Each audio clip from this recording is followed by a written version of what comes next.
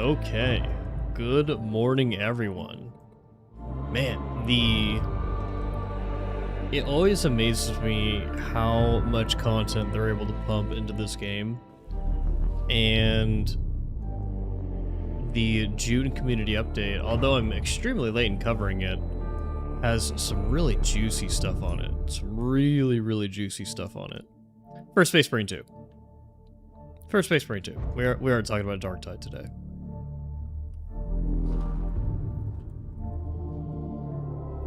Darktide takes quite a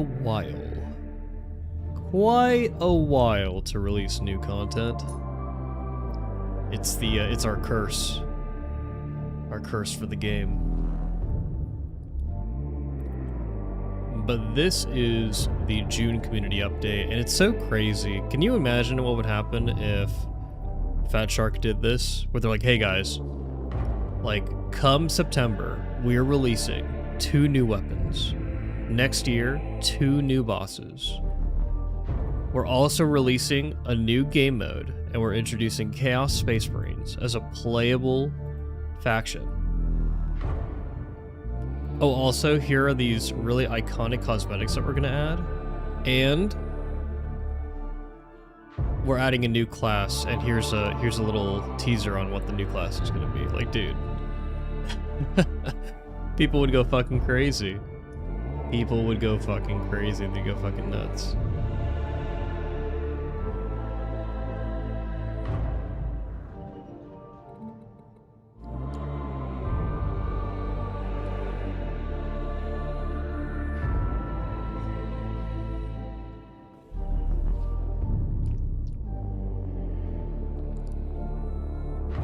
Oh yeah, Spooky, that's something I was thinking about. Like, we're able to fight Thousand Suns, but we're not able to play as a Thousand Sun. I would imagine, well, So the next class, guys, we got, I think, three major options. So the Absolver Bolt Pistol is going to be the signature weapon. Not just a weapon, the signature weapon. The one of the upcoming new class. Which means that narrows it down to 3 classes specifically. 3 different types of specialist units. The Chaplain, the Apothecary, or, and they say something else maybe with a quiet emoji. And this alludes to the Judiciary, who took a vow of silence to get into their position, or when they got into their position. So I think it's going to be Chaplain or Judiciary, because the Apothecary, the Absolver Bolt Pistol, is not necessarily the signature weapon of those classes. This is actually what makes me lean more towards Chaplain, because so with the Tech Marine, I don't know if you guys knew this, so on the tabletop, the Tech Marine only uses the Omniscient Power Axe. This is it. This is all they use. They don't use all this other stuff. And so this stuff was added to them for Space Marine 2. They could do that for a Chaplain too. They could give them all sorts of different weapons. But this is kind of interesting, because I wonder if the Absolver Bolt Pistol is gonna be like a primary? Oh my goodness, Ignatus. Thank you so much, Forgotten. I really appreciate you, man. Thank you for the 20. I do just freeball it. I really do just freeball it, dude. 100%.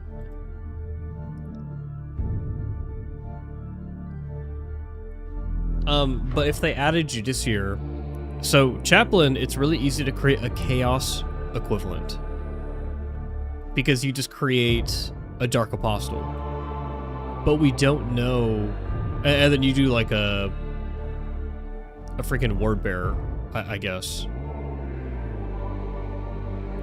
But when it comes to Judiciar, there is no Chaos equivalent of Judiciar.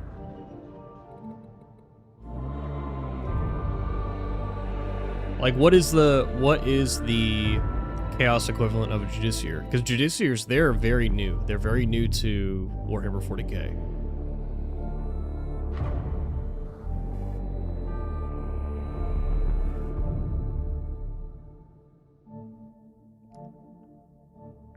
Wolfgang, I know why you want an apothecary. You sicko. You just want to touch your brother's gene seed.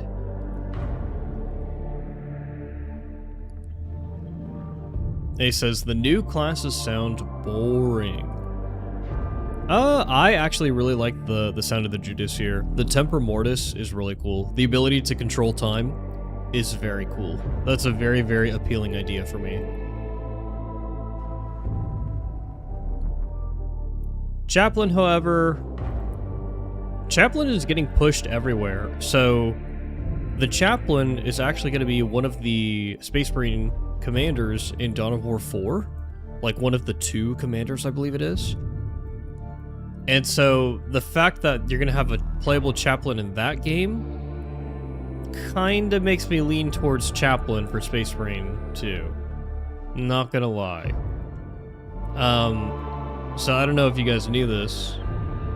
I interviewed a Darktide developer, their design director, Victor Madison, and he told me that it was pure coincidence that the Arbitrator in Darktide released at the same time as the Arbitrator in Rogue Trader, and then he told me that it's also coincidence that the Skitarii is releasing at the same time as, you know, Mechanicus 2 and Dawn of War 4 releasing an AdMech faction, and all the Tech Marine releasing this year.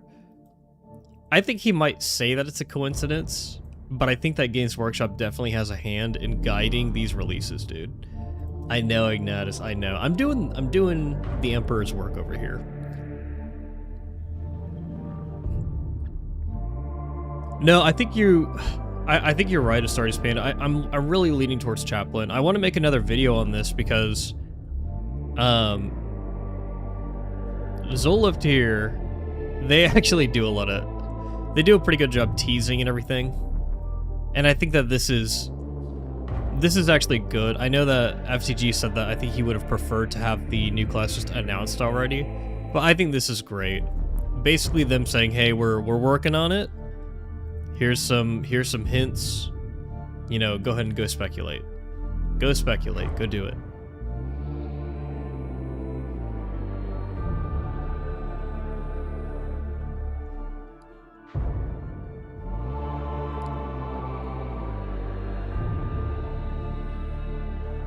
But this right here,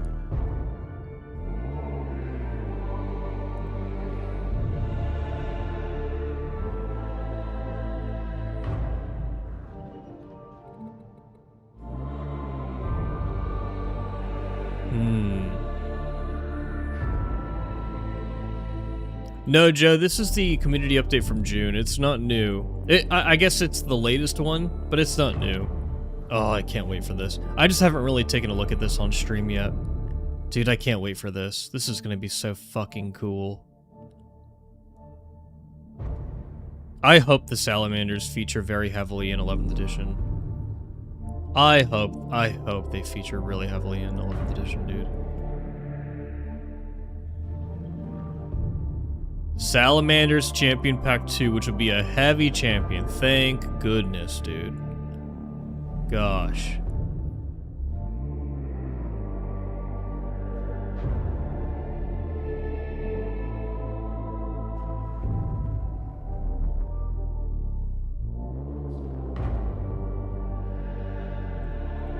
Okay, let's kill some fucking Tyranids, dude. And some fucking Thousand Sons. Let's do it. That shit hypes me up, man. I'm not gonna lie. That shit hypes me the fuck up. Get our sound on.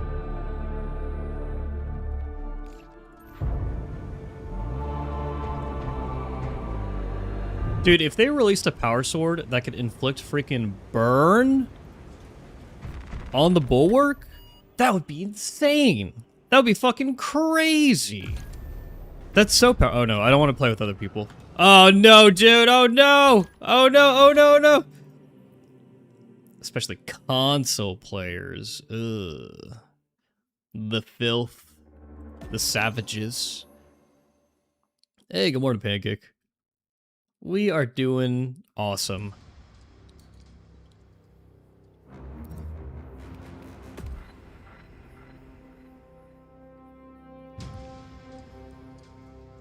Guys, I will play with console players in Darktide, but I honestly prefer not to for Space Marine 2. I honestly prefer not to for Space Marine 2. Listen, you guys, you take so fucking long to load into the game. Space Marine 2 already has crazy loading screen issues. I don't need even crazier fucking loading screen issues. Go get PCs. Guys, Sony is fucking deleting physical games anyways. Why do you even have consoles? What's the point of collecting them? Get a fucking PC. Do it.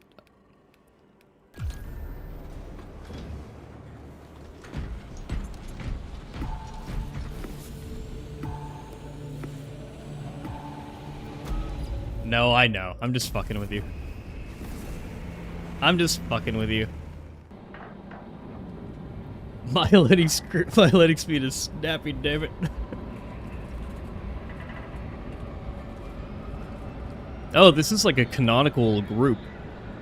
This is like a Dawn of War 4 group. We've got our Dark Angels Bulwark and then our Blood Ravens Heavy and Eliminator.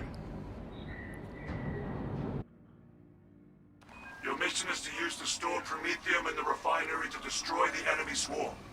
The Cadians were tasked with providing assistance, but we're...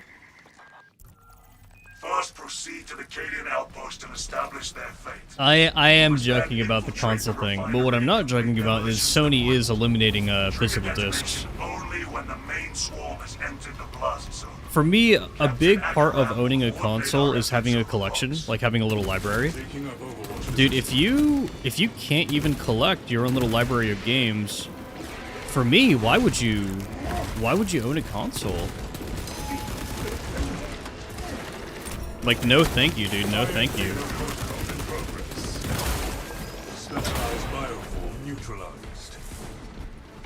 Hey, good morning, Gar. Yeah, if you can't buy physical games and basically plug and play whenever you want, dude, I would never buy a PlayStation ever again. Ever again, dude. Not gonna happen. Never in a million years. Never in a million years. Their exclusives are not even that good. So I would stay away from them. As a consumer, you know? High priority Tyranny eliminated. Iron Halo online.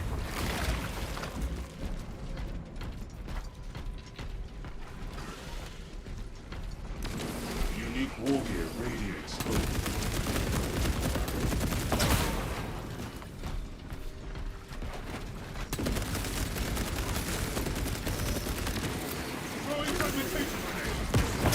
Well, honestly, guys, you know who's winning the freaking console war in my estimation, in my expert game journalist analysis? It's freaking Nintendo, man. Nintendo's fucking winning. They're killing it. Xenos countermeasures successful. They're freaking killing it, just straight up.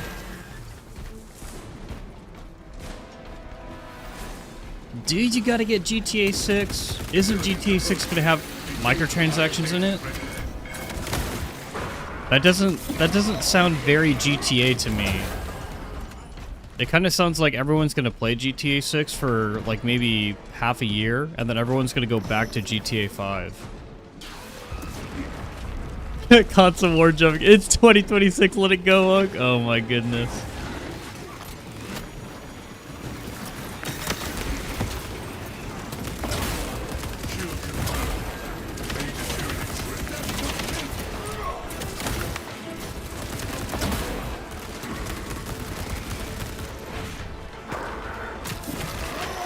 Oh, GTA 5 also has microtransactions? Oh shit, well.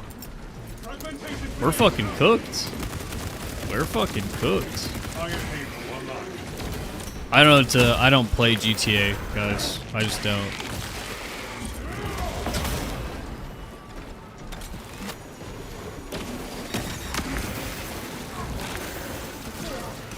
Whoa, whoa.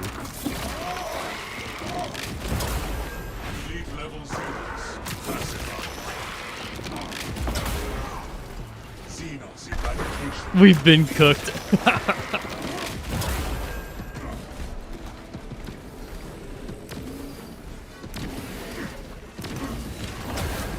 A lot of people like GTA RP.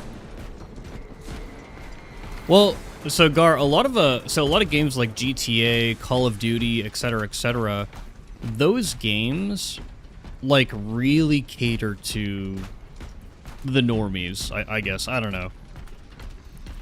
We're in our own little bubble here where we're like these like sci-fi freaking fantasy gamers who are waiting for the next Dark Souls or Space Marine game or Halo or whatever the fuck.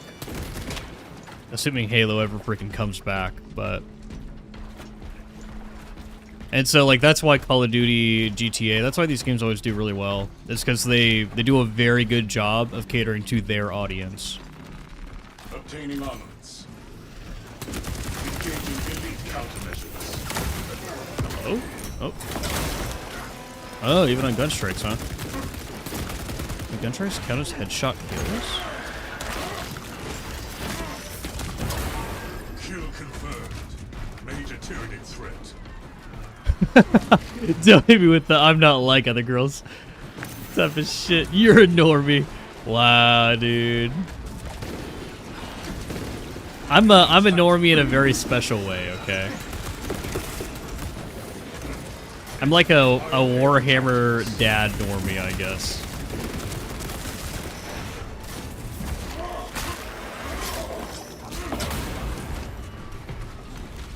I kind of want to do PvP in this game now. Sounds kind of weird, but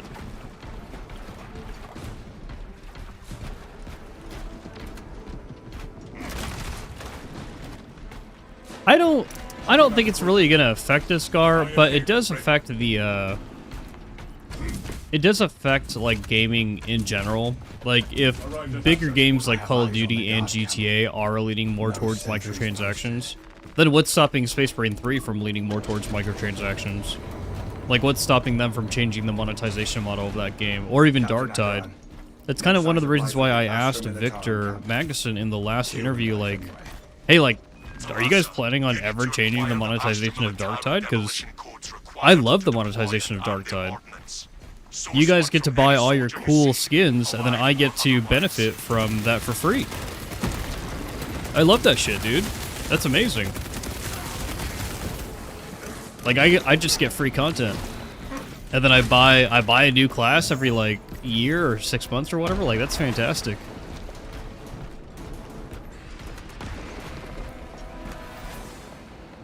I love the monetization of Space Marine 2 as well.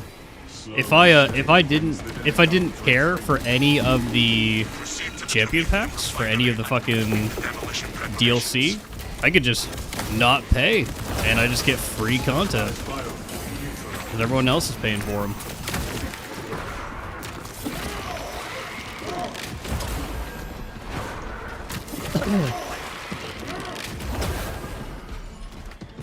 I have a couple other hobbies, Ignatus, a couple other ones. But they are, I think, what people would consider to be normie hobbies.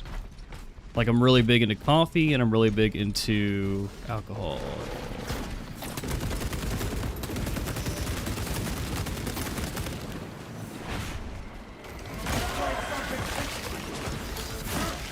My favorite drink to make is a blackjack. Look it up. Look it up.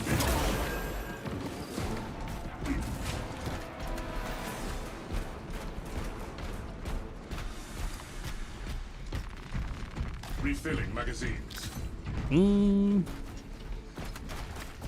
I'll take the restorative sims. It doesn't really matter. This is a normal, but Zoan, bro. Uh-oh. Hold on, let's deal with this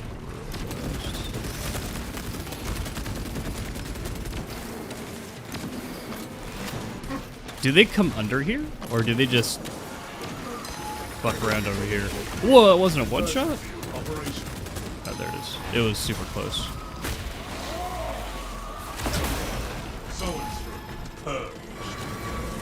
Well, I think everybody brews their own coffee, Pancake. I think, what you mean is, do I roast my own? And, I was previously roasting my own coffee. Like, I would buy green beans from a local source, and then I would roast them. But it just got so freaking tedious, man. And the difference between roasting them on your own and getting them already pre-roasted is so minimal.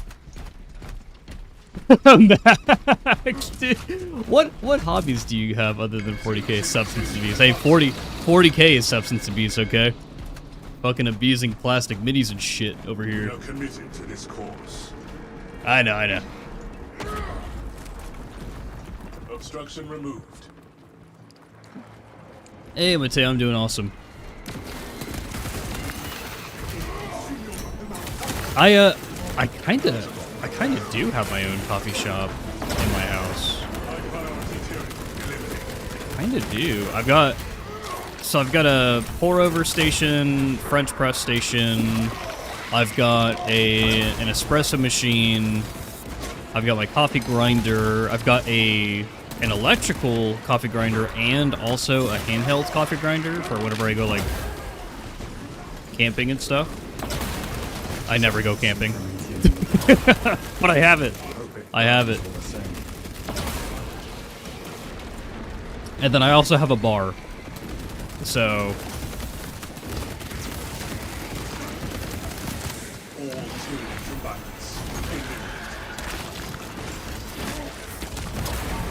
Kill confirmed. Major Tyranid threat. I feel like a bar wasn't something that I really cared to have until I turned 30. Then once I turned 30, I was like, I really want a bar. And then now I barely use it. I barely fucking use it. Like, I've got all this stuff to mix drinks and everything. I barely do it. I might do it like once a week or something. I use the coffee station way more.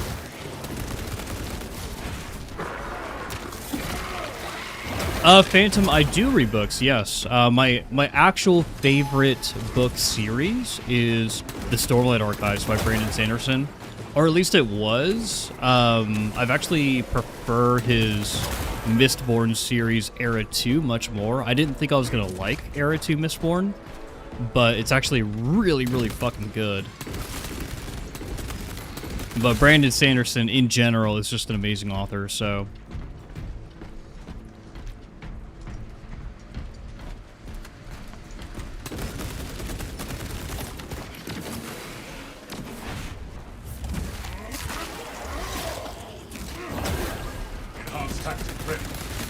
let's just back up here, lure these to the explosives. Cringe. Oh. Oh, you're on book 4 of Stormlight? Hell yeah, dude. Hell yeah. That's a good one. That's a good one. Talassa, the Cadians are running out of time. How close are you to the Prometheum facility? On location, Lieutenant. You are making good time. We are going to need it. Actually, yes, Inquisitor. In the US, we have this thing called the Capital One credit card, and you can get access to the lounges that we have here at our airports. Our airports fucking suck, but man, the lounges are really good. Being able to just hop in and get a free drink or whatever, it's nice. It's nice, dude. It's really exorbitant, but it's nice.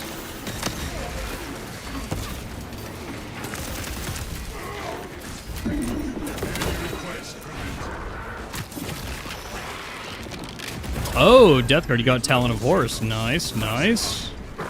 There we go, dude. I'm still picking my way through the copy of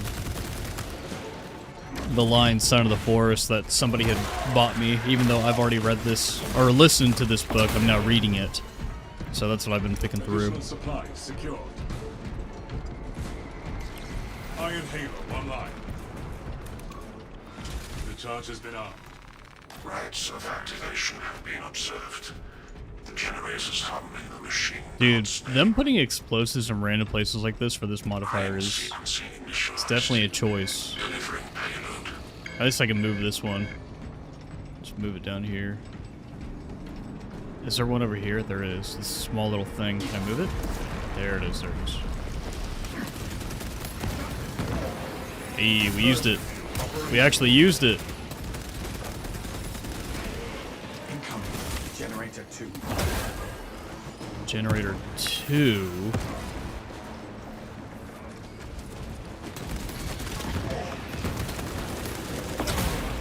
Specialized biofuel neutralized. Tyranid invasion thwarted. Enhanced tactic ready. X-axis aligned. Forgotten. It's actually really nice traveling through Canada. So I've traveled through Europe quite a bit as well. You know, for like deployment and stuff like that. But it's actually really nice traveling through Canada. I feel like the service in Canada was like top notch. Iron Halo ready. Jam clear. Drive train restored. Begin the course of locomotion at else. Swarm approaching. Keep How many fire degrees in the rates U.S.? Well, Mateo, the U.S. three. is a big place, so it's Generator 3 is it depends on where, but where I'm at, it's pretty hot. These unholy It is pretty hot. It's a hot boy here. There are kind of like no enemies. Like what's happening here? Oh, they're all right here. Even Italy is a big place, right? I mean, like, if you go up into the Tuscany area, like, it's probably pretty cool, right? Up north there, near the mountains. Or is it warm in the mountains? Counter tactics engaged. Will this one-shot when he's in turret mode? Yes, it will. At least in this difficulty. Press the enemy cable generator 1. Y-axis aligned. Biological incursion and generator 1. Generator 1. Machine ghost lizard mechanisms with Inquisitor, I went to... So, I've been to 2 spots in Canada. I've been to Quebec and... Oh, actually 3. But I've been to Quebec and over to Ontario.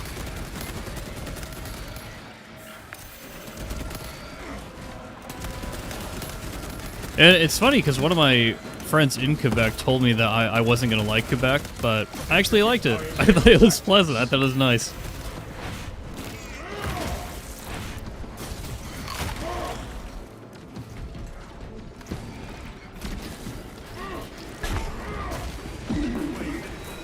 Yeah, of course, Gar, of course.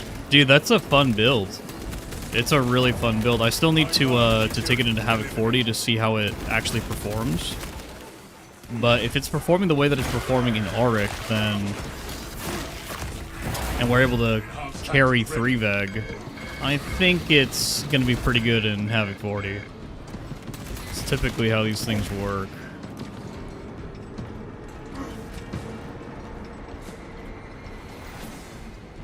Oh, there you go, Inquisitor. There you go. Dude, are we done yet? This is taking a long time. deployment sequence concluded. We've had to defend, like, every freaking generator. Precise virtual Oculus. Ready to intercept the Tyranid advance, Captain. There is an observation platform overlooking the cryptometherium fields. It will make a good vantage for your ambush. Let's set up the ammo one more time and then get going. Go.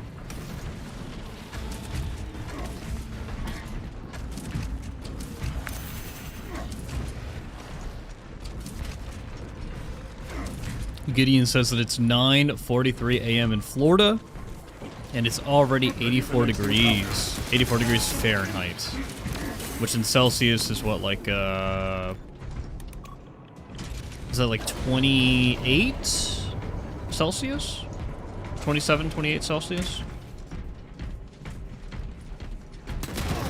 Bullet. All the explosions.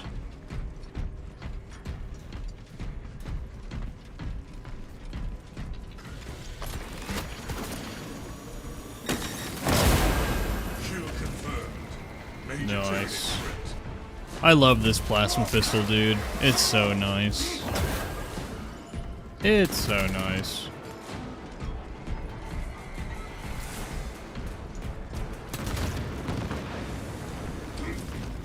Phantom asks, will I be playing / making a video of Dawn of War 4 when it comes out? I'll be making multiple videos. I'll be playing that game like crazy, Phantom. After the gameplay that I saw from the commentary that the developers released like 2 days ago or whatever, or yesterday, dude, I'm very impressed. I'm very, very impressed. I think that the game is going to translate to its different game modes very well. And I may not lean super heavily into the RTS multiplayer side of the game, but I will definitely be into the story, into the Crusade game mode where it's more like Total War, and then also into the Last Stand game mode, because I'm a huge fan of Last Stand. I hope they get it right. I hope they innovate it in a way where it's I guess maybe like better than Space Marine 2 Siege mode. Because Space Marine 2 Siege mode is honestly not like the best, most groundbreaking game mode. And for Dawn of War 2, the original Last Stand, we didn't really have like anything to compare it to other than like maybe COD Zombies.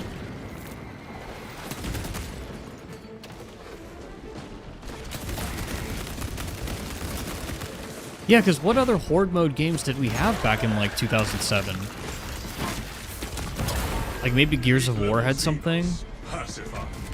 But yeah, dude, Last Stand, I can't wait. I can't wait. I can't wait to see what they do with it. I'm thoroughly impressed by what they have done with the multiplayer for Dawn of War 4. It looks really good. Every playtester that I've said, guys, every playtester that I've talked to has said like, dude, Jeff, like, Not that it would make Dawn of a War dent. 4 is the real deal, dude. And I'm like, oh, fuck.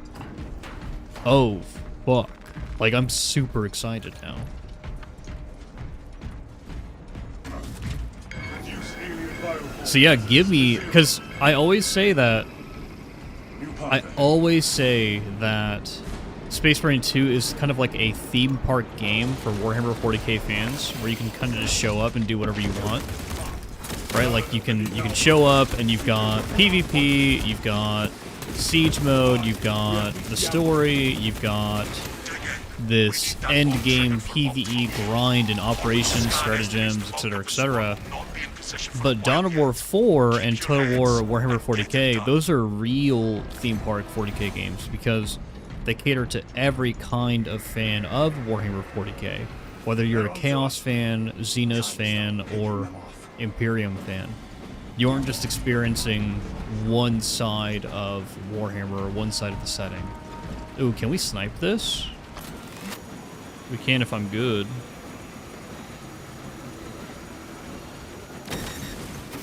Damn. Not good today, not good today. He needs to stop. Zone through contact. Oh, it goes down. It doesn't go straight. Oh shit. I didn't know that about plasma. What the fuck? Okay.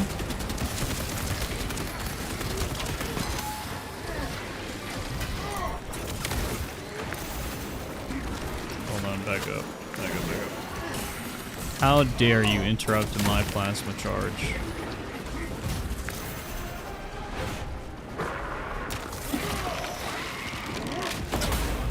Kill confirmed. No, C8 isn't amazing, Bragg. They really aren't. Because of them trying to do all this shady stuff with their monetization. But at the same time, and you know, not fixing certain bugs in game that have existed forever for Total Warhammer 3. But at the same time, I would argue that that's kind of their first live service game. Like, Total Warhammer 3 went for a long time. It was effectively a live service. And for them to have pulled it off for so long, that's pretty impressive. Remember, so Destiny 2, or Destiny for Bungie, was kind of like the premier model for live service games, and they're fucking dead. Like, Total War Warhammer 3 is still going, dude. The real reason why they're still going is because they did sequel games. They did Total War Warhammer 2 and then Total War Warhammer 3. They didn't lollygag on their second freaking game.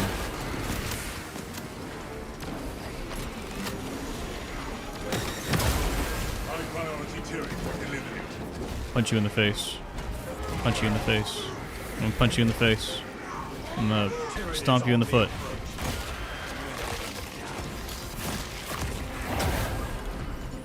Halfway there, brothers. Keep it up.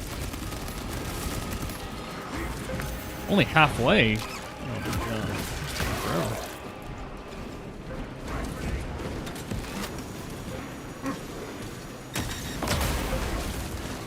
Gosh, that's so cool. So the plasma ball is like super heavy. It turns to fall down. The swarm has almost fully committed. Be ready for my mark.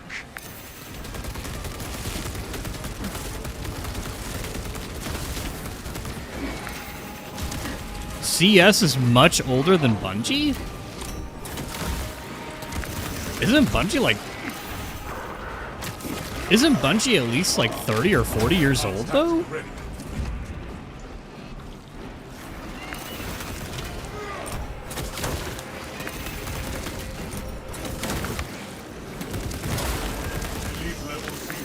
Also, remember, a lot of these studios, they don't have the same people. They don't have the same people that they had, like, freaking dozens of years ago. That's, like, the biggest thing that I had to come to terms with for, like, Blizzard. Like, Blizzard is just not the same company that it was 20 years ago, right? Like, when they were making Warcraft 3 and Vanilla WoW. It's just not the same group of people. And so, is it really the... Is the age of the company, does it really, like, matter? Is that really that significant in terms of, like, games failing or succeeding nowadays? I don't really think so.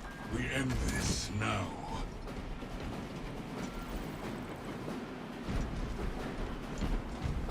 Go press button. Go push button. Yeah, Bungie's dead. Bungie's dead, guys. Bungie, they killed themselves. The guys who are making decisions at the top, the people who thought that they could make a quick buck by selling the company to Bungie, they made their money and they're gone now. And now the company's dead. They sacrificed the company. And they sacrificed their games. Bungie is gone. Dunzo. Arriving at evac point. Wrap down and ready. Coming in hot. Extraction complete. Returning to orbit. Yeah, exactly. It's exactly like Ignatius said. Don't trust names, don't trust history. You look at the game, and you trust the gameplay that you've tried, or obviously if there's somebody who you kind of trust, then look at their review, talk to them a little bit, all that stuff. But we have Marathon. Oh boy. Oh boy. What games did Bungie even make? Halos 1 through 3, Halo Reach, Halo ODST, Marathon, the original game, Destiny 1, Destiny 2, and then Marathon 2025 or 2026, whatever released. Made quite a few. Quite a few. Yeah, Sony made a terrible choice buying Bungie. They were the ones who kind of got screwed over. But it's because Sony was trying to, they're trying to basically increase their live service division. And they're trying to get more into live service games because they've primarily been like a single player game platform. But they just suck. Like, they don't comprehend. No comprehendo. No comprende. They don't understand.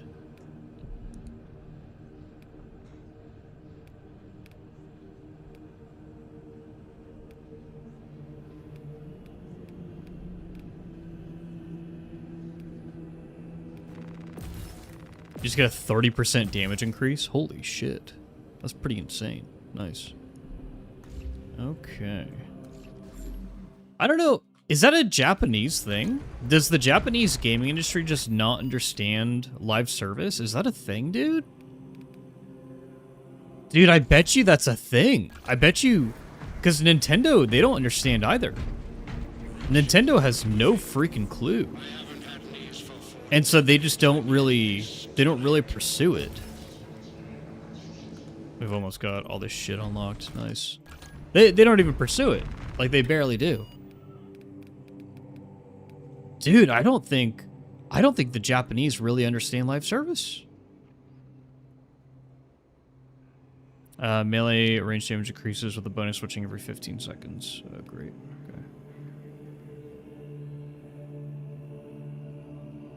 Okay. This is pretty easy. Final Fantasy Online, Hoyo Games. Okay, there you go. Yeah. There you go, Frame. You're right. So then it's these corporate giants then. Wait, is Hoyo Japanese? Is Hoyo Japanese or Chinese?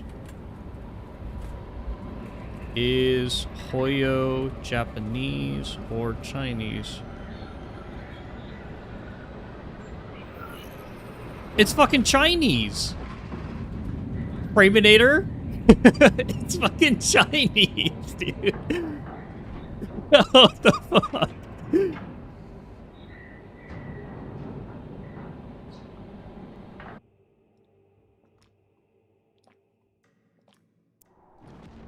The Thousand Suns erected a warp beacon on Demerium. It is calling every warp fiend in the Immaterium to join the fight. It's okay. With Final Fantasy, I would say that's just because of one guy. That's because of one guy. It's because one guy. Oh, we already have that Phantom. It's called Tacticus. But it's because of one guy. And he was a genius. He figured it out with A Realm Reborn. And I'm talking about the Final Fantasy XIV game director, but yeah. Everyone else in Japan, seemingly they have no clue. They have no freaking clue.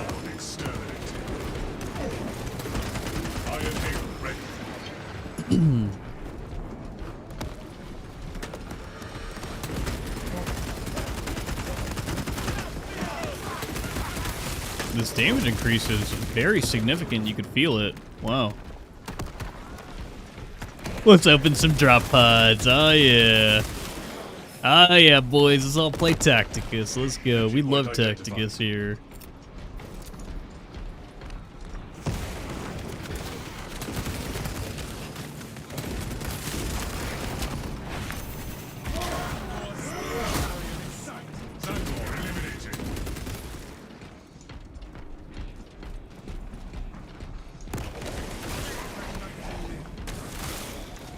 Yeah, Pancake, it's pretty disgusting.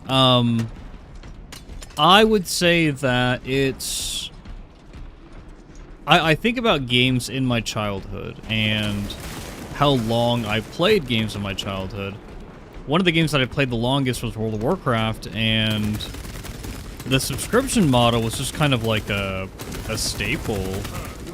Like, I never really thought about it. I never really complained about, like, just paying Blizzard money every month so they can continue to make content for me. But then things really clicked when Cataclysm came out and they started adding microtransactions to the game. And it's like, wait, why am I both paying you money every month and you're trying to sell me things in the game that I'm already paying you to make content for? That's where I was like, okay, this is a very disgusting model. But then you have something like Space Marine 2 where it's like, hey, we're gonna produce this much content this year, and then we're going to basically sell this cosmetic pack for, what is it, $40 to $60 every year? Like, that's our little quote-unquote subscription. That's our little model. And so there are ways to do it right. And that's why I think that there was such a negative reaction to those silly heads, those silly cosmetic heads, dude. Yeah, World of Warcraft is a subscription-based game. You still have to subscribe to this day. WoW is not free. WoW is not free to play. Even if you just want to play like classic WoW, you have to freaking subscribe. Unresponsive. It's not like it's a cheaper subscription, like $5 per month or something. Servitors may have a replacement.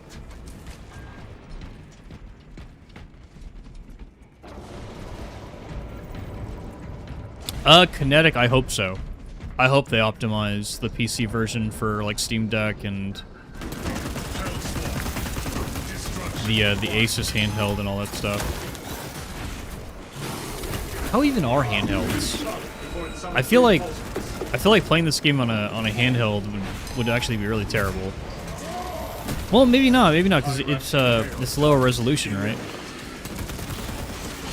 Why'd I parry that? Double check. You have to. Thank you. Thank you, Zangor. Thank you. I love fighting Zangors. Awesome. Aberrant mutant destroyed.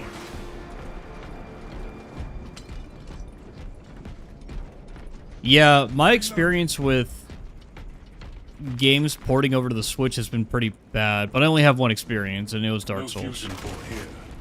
I played Dark Souls Remastered on the original Switch, and it was bad. It was bad. It was like playing on a potato. It was like playing on an iPad. Like playing Darktide on an iPad. Oh gosh. Dude, where is this service skull? Am I stupid? Am I fucking dumb? I went to the open area where they oh, I see. Fusion core beyond repair. What is the dumbest Space Marine chapter? Maybe that chapter should be my favorite chapter. Like, who's a bunch of guys who just get extremely lucky? Not the Lamenters, because they get the crap beaten out of them.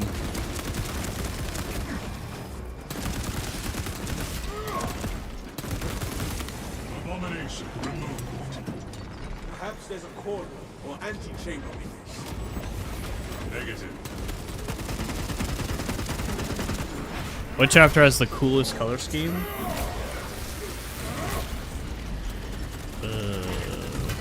Am I gonna get burned if I say the Ultramarines? The Ultramarines actually have a really cool color scheme. I like blue and gold. Blue and gold is nice. Victory. It's nice. Be something we're missing. Noise Marines. Oh yeah, the Emperor's Children, they are stupid. Dude, maybe I'm an Emperor's Children's fan now. Maybe I'm just a freaking Emperor's Children fan. Jefficus the Flawless Blade? Wow. Power restored. Glory to the Omnissiah. Import request. Sue's asked, is Dawn of War any fun? Oh yeah. Consecration seals Oh, yeah. in place.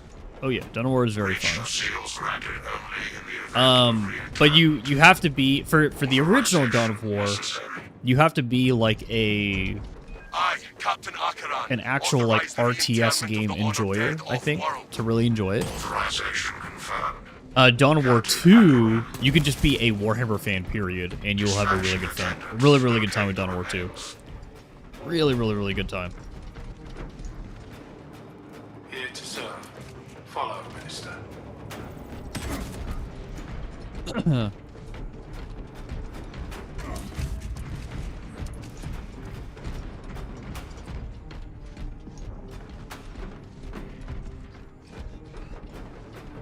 Wait, Gar, why are you a Raven Guard fan? I need to know your actual reason why. I'm doing a case study on Raven Guard fans. Hellspawn destroyed.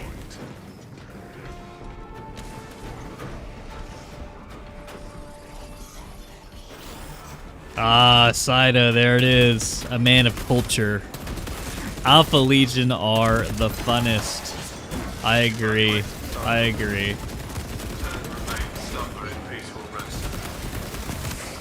And I also really like how a lot of the Alpha Legion books portray the Alpha Legion as well. Like, yes, they're chaos, but they're not really chaos in the same way as the Black Legion or the Word Bearers are chaos. They don't interact with chaos like they do. Hell, the freaking... Only in death. There's a really good part in Ghost Legion. Is it Ghost Legion or is it, Inquisitor will correct me if he's here. It's either Ghost Legion or Harrow Master, where they're on their massive, like, makeshift battle barge, and they've got, like, Tau railguns on them, and they completely slice an Imperium battleship in half. And everyone's like, what the heck was that? And they're like, Tau railgun. Like, it's really good. And they're like, oh yeah, it is really good. Why wouldn't we use this technology? Why wouldn't we do it? And that's why the Alpha Legion's the best, dude. Why wouldn't we use this if we could? If we could just use it, why wouldn't we pick it up and use it? Only in death does duty end. Scanning casket now. Harrow Master's number... Okay, so it was Harrow Master. Thank you, Inquisitor. Reconsecration. Thank you. I still haven't found a physical copy of a Ghost Legion book, by the way. My Captain Akaran. Still have not found it. Consecration seals unbound. I probably have to order one or something. Way opens. I wonder if I can get my Warhammer store to And let us leave this too. get me one. I might be able to. Those guys know who I am online, so maybe. Deploy heretic countermeasures.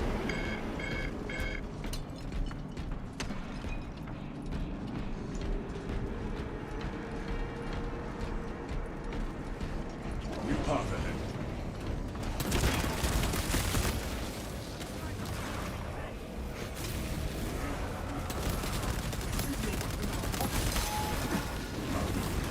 Intercepting projectiles. Okay, Gar. Okay. Heresy. Yeah, I know a lot of people who like Raven Guard because in 10th edition they fucked, dude. They were good. They were good. Their detachment rules were insane.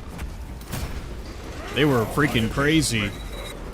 And so I feel like they kind of liked them for all the wrong reasons. Strategic point locked.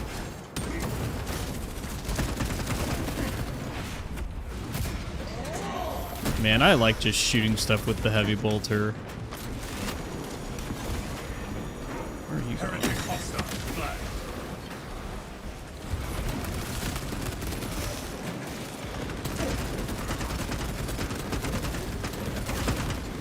Victory for the Imperium. Enhanced tactic ready. Press this button, get ammo, move on. Paying respects. Respects paid. Exit catacombs now. One of my favorite things to do is go onto all these other freaking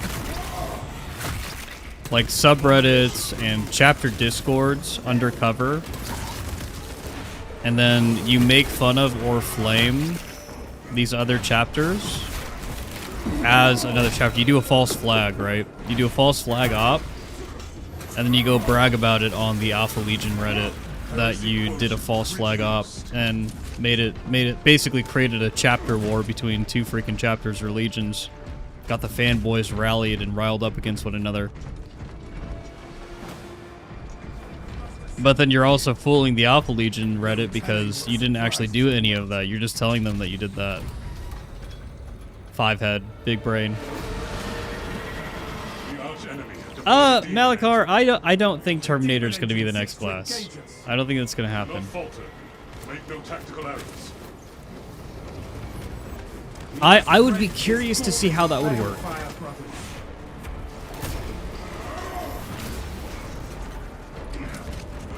Hey Frost, things are going well.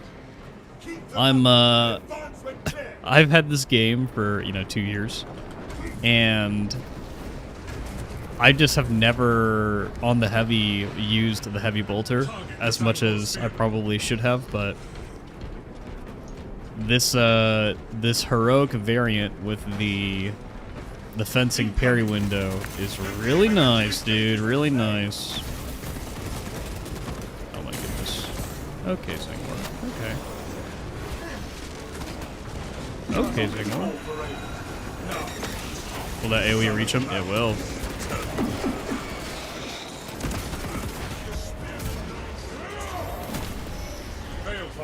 That's coming, Mateo.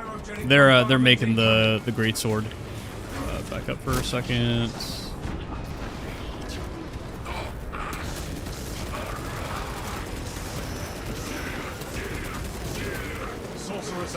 And we go.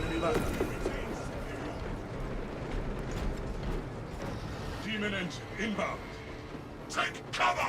Brace for hit! Yeah, I think it's going to be either Chaplain or Judiciary because of how much they're teasing the freaking... They're teasing the release, but... What the... Give me this armor, thank you.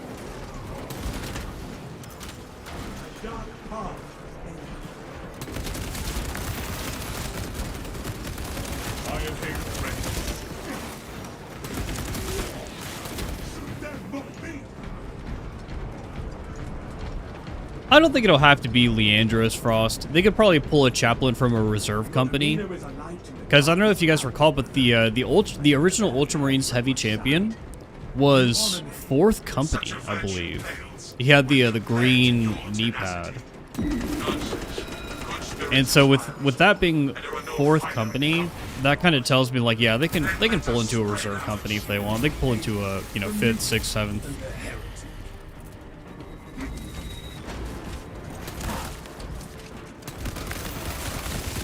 Plus, dude, people run multiple Chaplains on tabletop all the time. I always see it. But that's mostly because Chaplains are a really good character to run.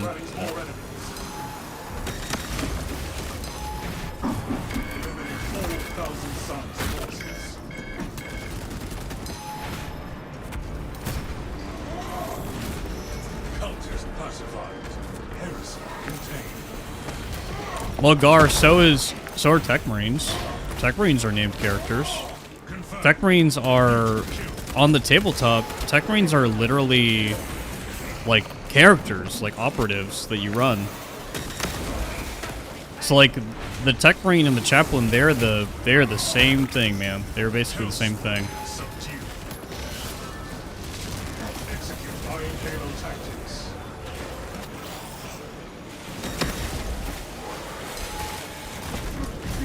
Oh, I read the animation wrong.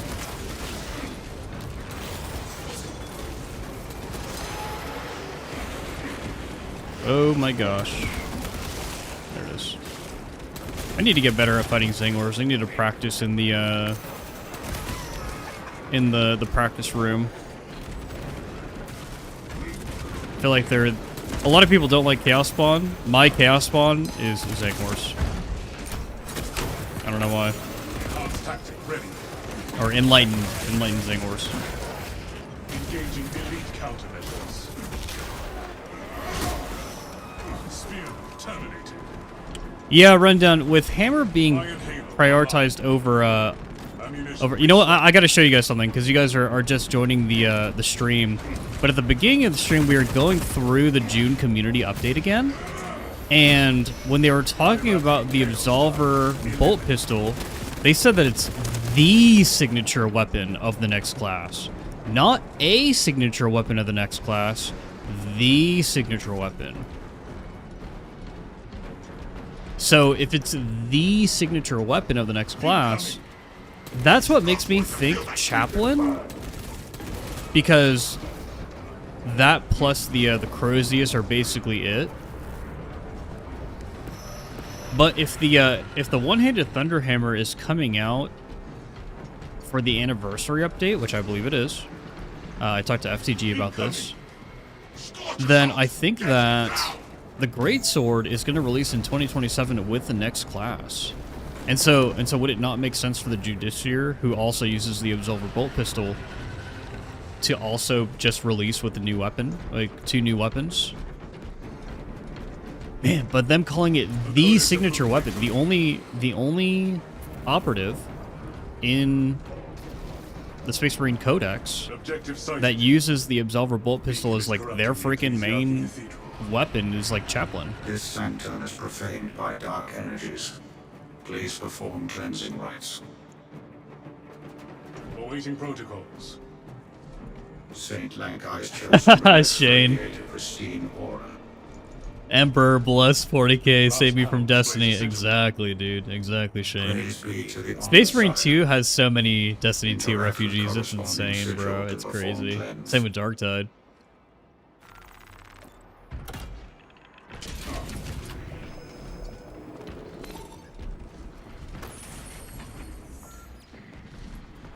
Success. Cleansing rites successful. Oh, Inquisitor. That's a really good point. Giving us a new chaplain as an Easter egg, implying something has happened to Leandros before Space Marine 3 is a big brain move. What if, guys, what if, and it would be so funny if they did this, what if they freaking, what if they are punishing Leandros and they sent him to the Death Watch? And that's how Leandros appears in Space Marine 3. He's a Death Watch chaplain, and he gets sent just by pure coincidence to go help Captain Titus. That would be so fucking funny, bro. I would fucking oh my god. Dude. Holy shit, dude. That would be hilarious. Confirm sigils at once. Oh man. Okay, we're looking for Pawn Avoid Helldrake assault. Lightning Skull. Is that fire even real? It didn't even hit me. Oh, there you go. Yeah, it did. Sigils. Enhanced tactic ready. And then Highest arches. bombardment incoming. No gun strikes? Oh, I see. It's just a small window. Yeah, Leandros. Well, so he did kinda do something a little wrong, but not illegal. So when Calgar meets with Titus, Calgar was pretty freaking pissed off. Calgar didn't think that what happened to Titus was fair, and Calgar knows that it was Leandros who basically put all of that into motion. Calgar was pissed, dude. Calgar was fucking pissed. Avoid Helldrake assault.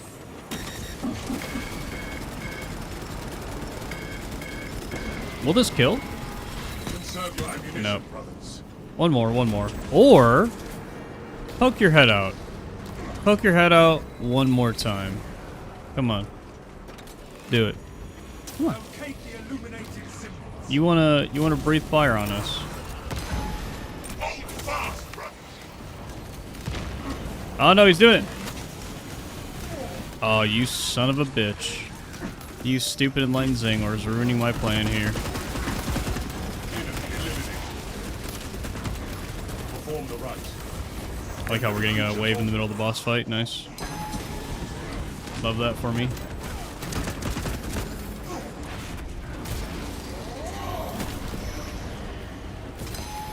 Helldrake strike imminent. We got him, but it's not enough damage. What are we looking for? We're looking for tower, hammer, and crest. Iron Halo ready. Intercepting projectiles.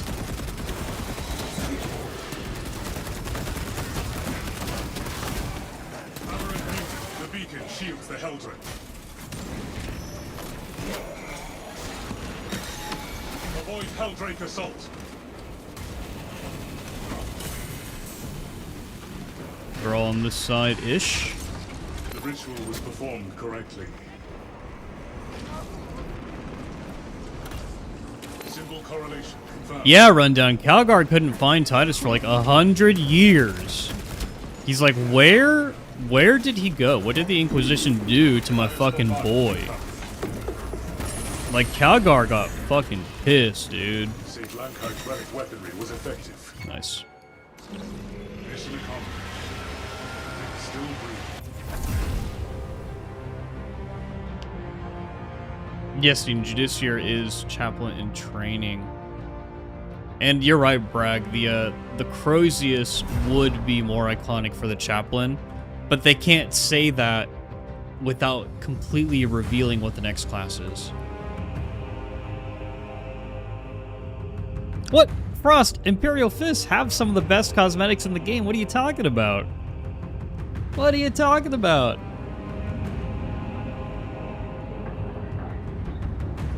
They had one of the best cosmetic pack releases. Also, their successor chapter... Oh, you want a voice. Okay. Their successor chapter, the Black Templars, getting a lot of special treatment because they got their own head, they got their own voice, they got their own champion. Black Templars got it good. That's because there are more Black Templar fans than there are Imperial Fist fans, Frost. Have you referred to the chart lately? Or the infographic?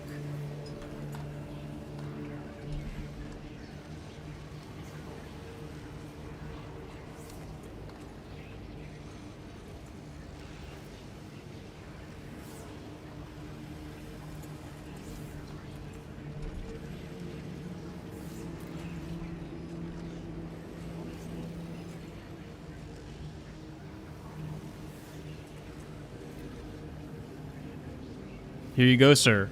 I've got you covered. Okay. So, the most popular Space Marine chapters after the Big 12. The Big 12 are right here. So, the Blood Angels is on top. Space Wolves, Dark Angels, Black Templars. Black Templars are above Ultramarines. Salamanders, Grey Knights, Deathwatch, Imperial Fists at the bottom of the list. Kinda. Raven Guard, White Scars, Iron Hands. So this is from 2 years ago. There are updated lists, by the way. And then you've got like Crimson Fist, Blood Ravens, Flesh Tears, Carcharodons, Lamenters, and then it goes down from there. Let's see if we could find a more updated list.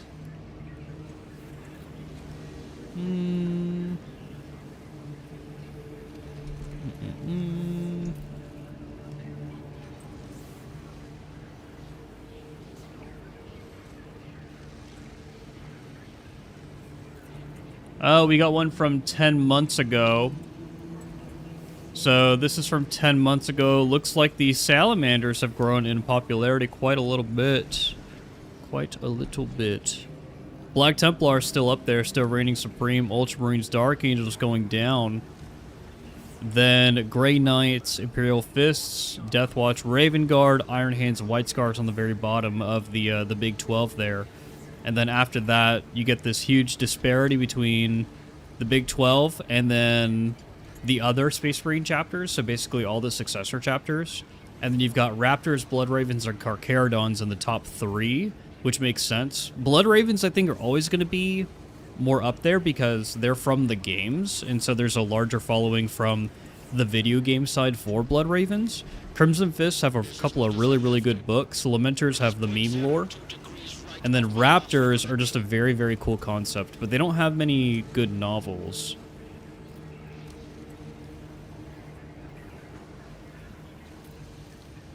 I'm kind of surprised because they have really cool lore. I'm kind of surprised Legion of the Damned isn't higher.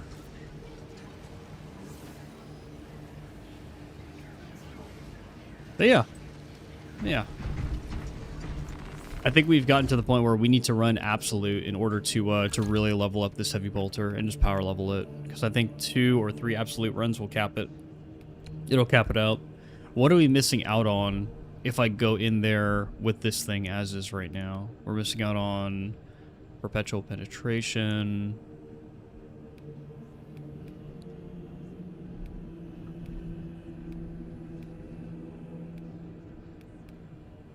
Oh, we might be missing out on like maybe some ammo reserves and like 10% more damage. That's not that bad. That's not that bad.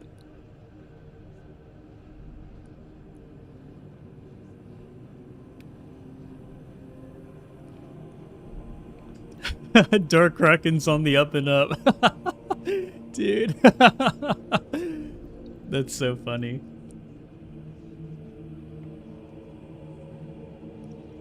It's just crazy to me, guys, because there's so many successor chapters. It starts to all blend together and become so obscure to me at a certain point. Just bring the legions back, man. Just bring them back. I hope that Guilliman goes to war with the Ordo Astartes and just crushes them, and then he's like, okay, I'm making a new codex, we're bringing the legions back. Ultramarines first company is going to be Ultramarines. Ultramarines second company, you guys are going to be the Nova Marines. Ultramarines third company, you're going to be, you know, whatever, so on and so forth.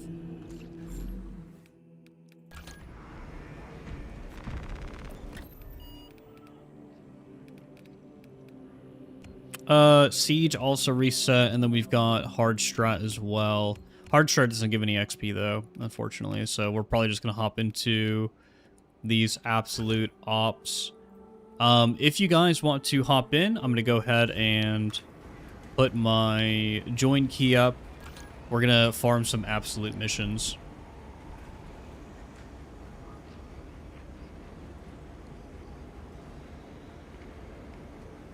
Be right back and get more coffee.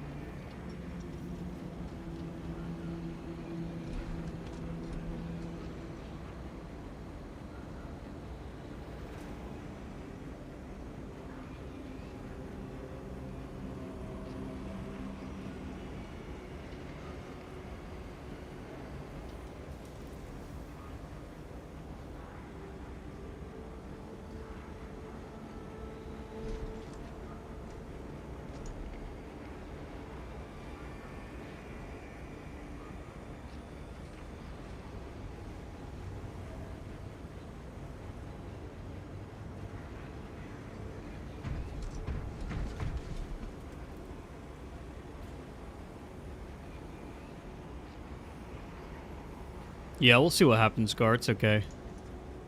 It's just absolute, so...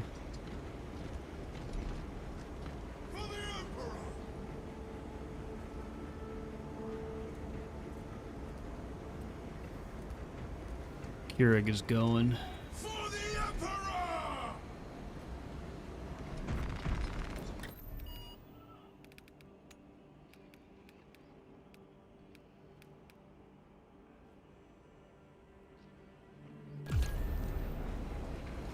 We'll go ahead and warm up with a decap. Classic.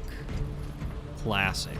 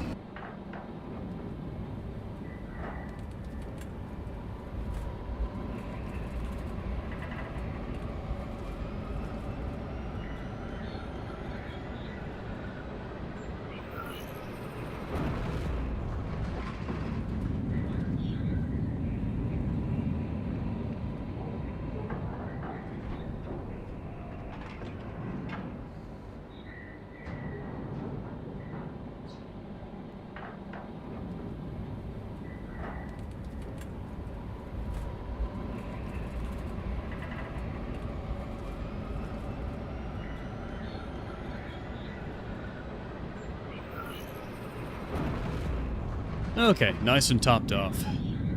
Let's do this. Lieutenant Titus predicts the Tyranids Hive Tyrant is leading a swarm along a corridor toward the Astropathic. Assist in the defense of the But yeah, I bridge think until we confirm I'm the pretty Xenos confident in overlord saying has it's probably going to be entered the Judiciar capsule. Then and trigger the Chaplain, or Chaplain next.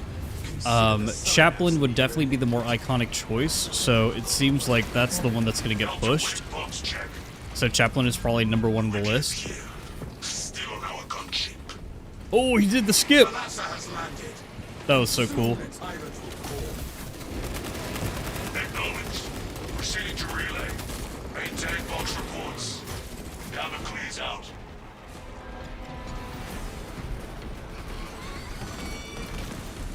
Librarian probably for Space Marine 3. For new weapons, we know we're going to get the one-handed Thunderhammer. We know we're going to get the Great Sword. We're getting the Absolver Bolt Pistol. I wonder if we're getting anything else in... Maybe not next year? No, I don't think we're going to get anything else next year, guys. I think that's it. We're just mowing the lawn. There it is. Because any more weapons, it seems like it would actually be a lot. Like a lot for them to add. But maybe, hey, maybe they might surprise us. Iron Halo, one line. Target silenced. Specialized bioform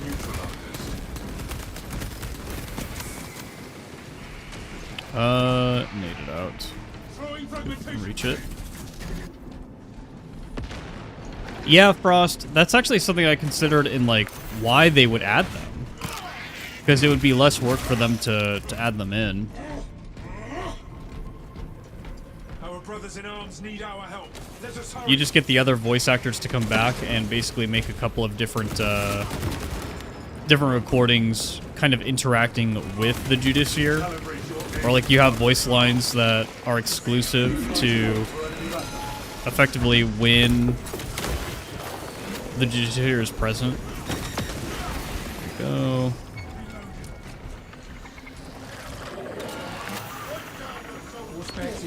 Have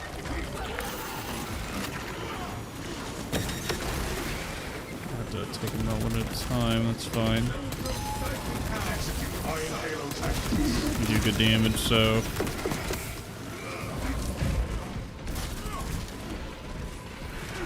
Only the two, huh? Only the two.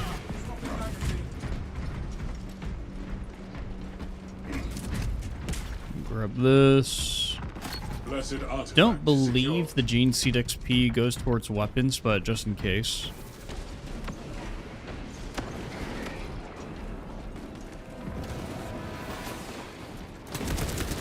Enhanced tactic ready.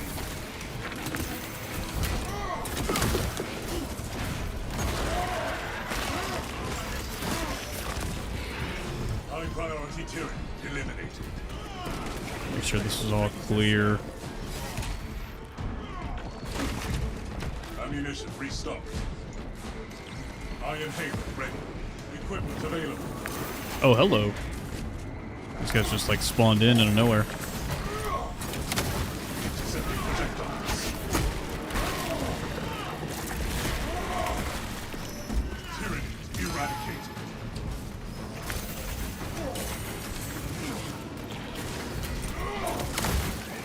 That's funny. We did that for the CHP regen, but we ended up getting hit again and lost that CHP.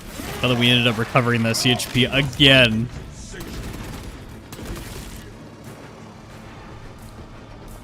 Dude, I actually really like contested HP. This is a really good system. Because it encourages you to play the game. Like, it encourages you to fight. Not just, like, dodge roll spam. Oh, we're gonna pump. Should be able to eat this. Oh, we pumped so hard! Oh, we pumped so hard, dude. I love that. Dude, tack and heavy is just a match made in heaven. Just straight up.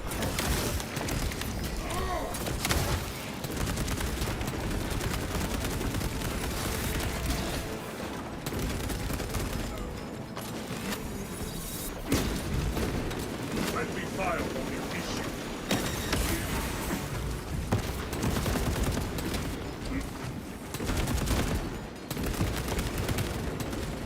All the grass.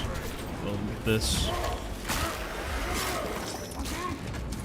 Xenos countermeasures successful.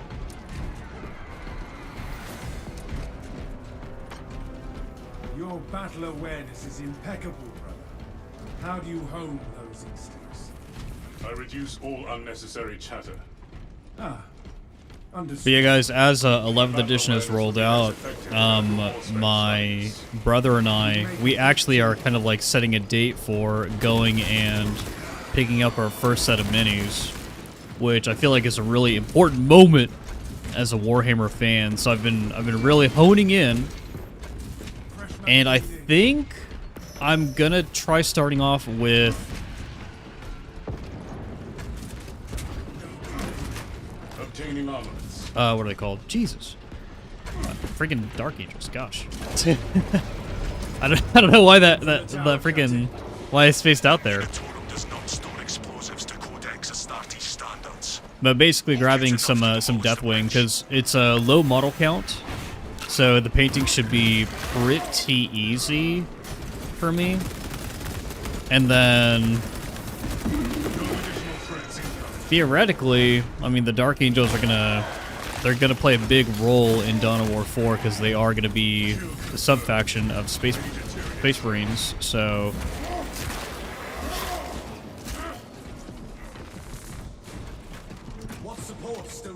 but yeah, Inner Circle Companions, Deathwing Knights, Belial, Azrael. Basically thinking about picking up those. Maybe a transport? I don't know. Refilling magazines. I've heard the transport rules for 11th edition are kind of weird right now. Not really actually established.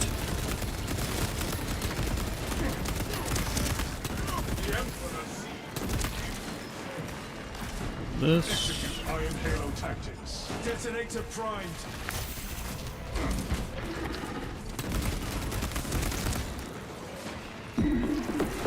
Identify structural support for demolition. Support marked. Iron Halo online.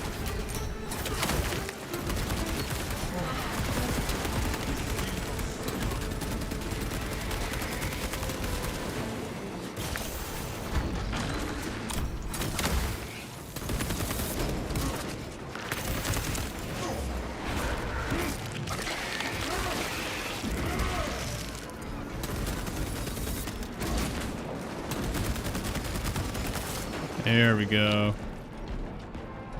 There must be more charges somewhere amongst this confusion. Oh, we got him. Iron Halo ready.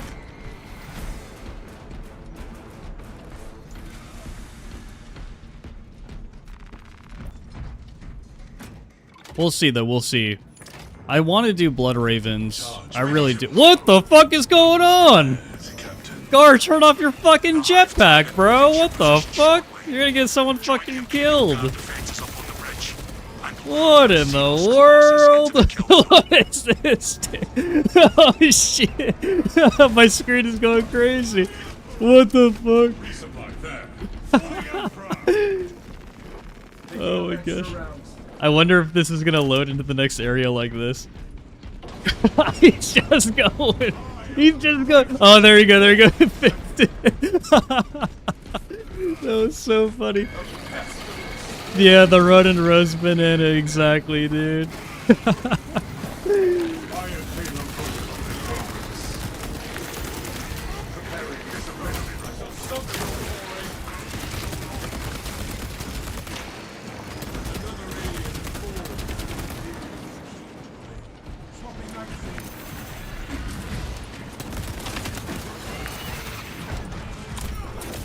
Stand him for a second. Rally point established.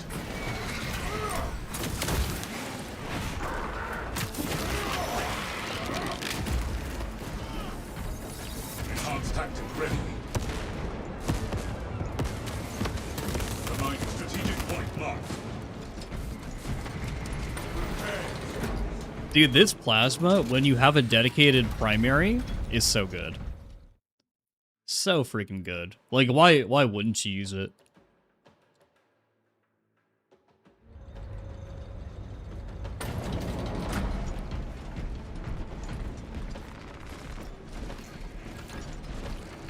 Hit this.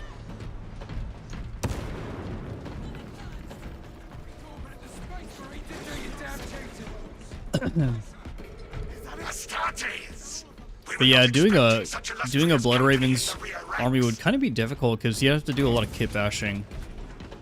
And I am no expert by any means in kit bashing. We've got a handle on these probing strikes, my lords. It's the relay that's getting hammered right now. Xenos Overlord is inbound. Prepare for intense combat. Plenty of stims. News. Without armor support to tackle a target that big, we may have to bring down the supply bridge. Charges are armed and in place. Is this a withdrawal order? Negative. The objective is the Hive Tyrant, not the bridge. Defend this position until the Tyranid command unit is executed. Understood, my lord. May the When they Emperor release guide our when they scouts release to your Chaos support. Siege mode, do you guys think that they're gonna release more Chaos skins as well? Because there's a lot of concept art for Space Marine 2 where it shows kind of more of a like Chaos Space Marine progression for various warbands and legions. I think they might, dude. I think we might actually get more Chaos skins too. It would make sense to basically create rewards for that spin-off game mode. Don't let them climb. Perimeter. The Hive Tyrant is on its way, but it is a hold of Xenos between you and it. Dig in for more. Oh, let's do this.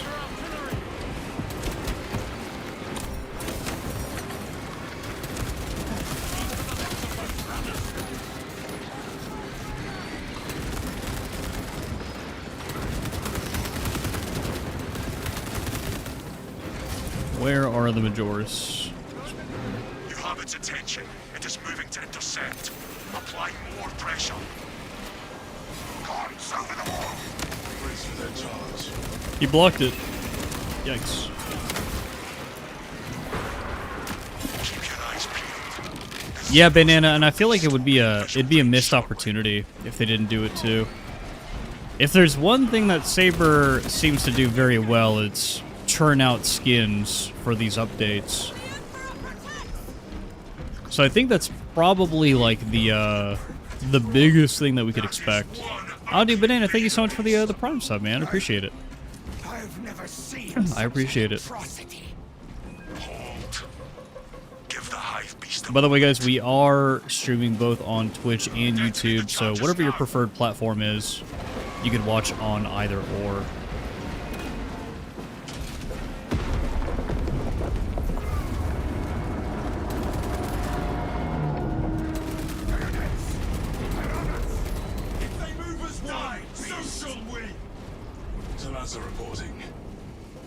leader beast neutralized. Sonovan says you highly doubt it because they said it's a spin-off mode. If it gets more popular, then they will, you think. Gar says, I don't think they're churning out enough skins. Chaos attention equals less loyalist attention. So it's literally to my loyalist detriment. We'll see. Oh, Banana, you found me on YouTube. Nice, dude. Yeah, I like to make videos. Videos are fun. I think Chaos Siege is going to be an experiment, guys. It's going to be an experiment of how many people who enjoy Chaos Space Marines play this game, or who will play this game when there is a Chaos PvE mode. I think it's an experiment, and I think that we need to support it as much as we can. Because although I love Space Marine games, it would be cool to see a dedicated Chaos Space Marine game. I would play the shit out of that. I think that it would be extremely fun. We have too many games where we play as the Imperium.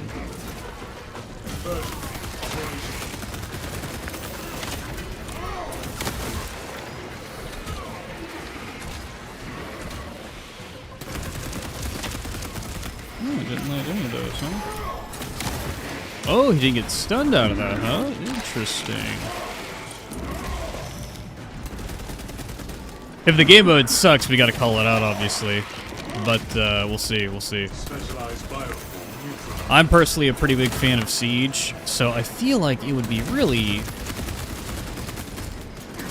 hard for them to fuck it up. It'd be really hard for them to, like, mess it up. We'll see what they do.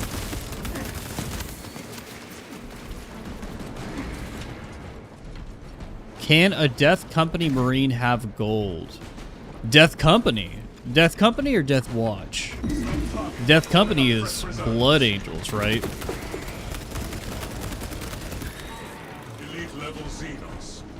If we're talking about Blood Angels, Death Company, I don't think so. Death Watch, yeah, they have like gold relics and stuff all the time.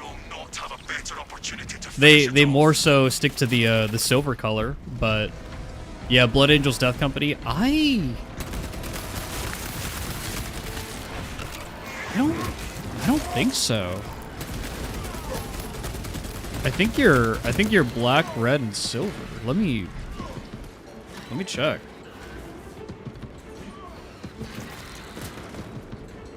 So funny to stop playing so I can look up this Space Marine question.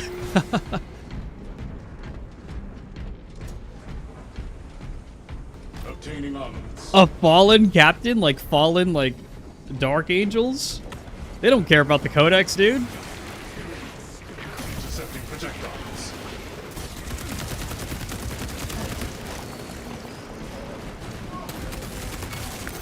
Firewall detected. Counter-tactics engaged. Enhanced tactic ready. Zones of class territory. Use caution. Where's the Biowar? Engaging elite countermeasures. Am I blind? It's right here. Give me this ammo.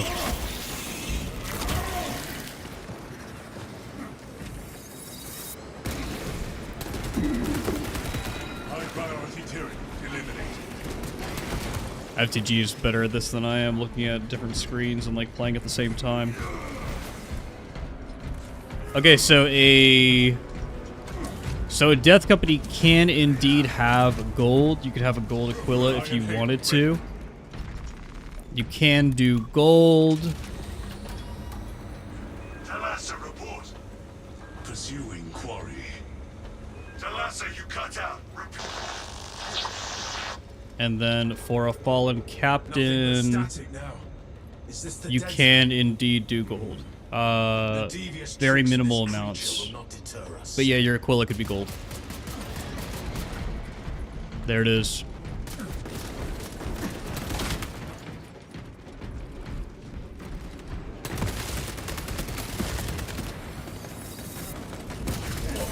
What? Foolish beast thinks it will escape above ground, but it will not fire blaster canister. No, Ignatus, I didn't. I never did. I never did, dude.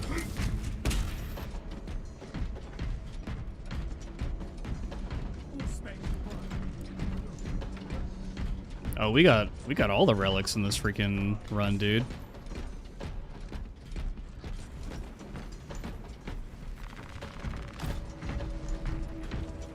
Relic out.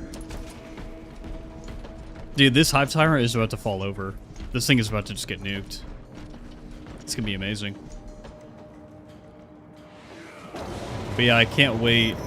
Can't wait to play Chaos Space Marine, dress up with an Alpha Legionnaire. It's gonna be fun. Closest class threat cornered. Rawr.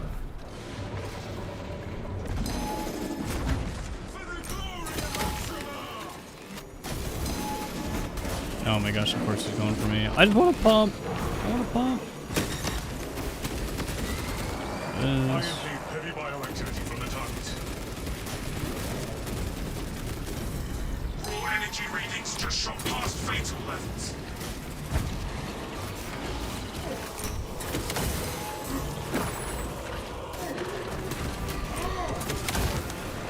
Get this armor back real quick. And then I should heal myself because we have the...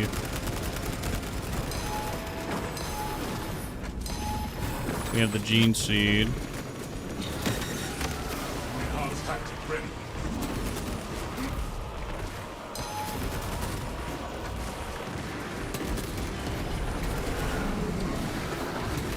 Execute Iron Halo tactics.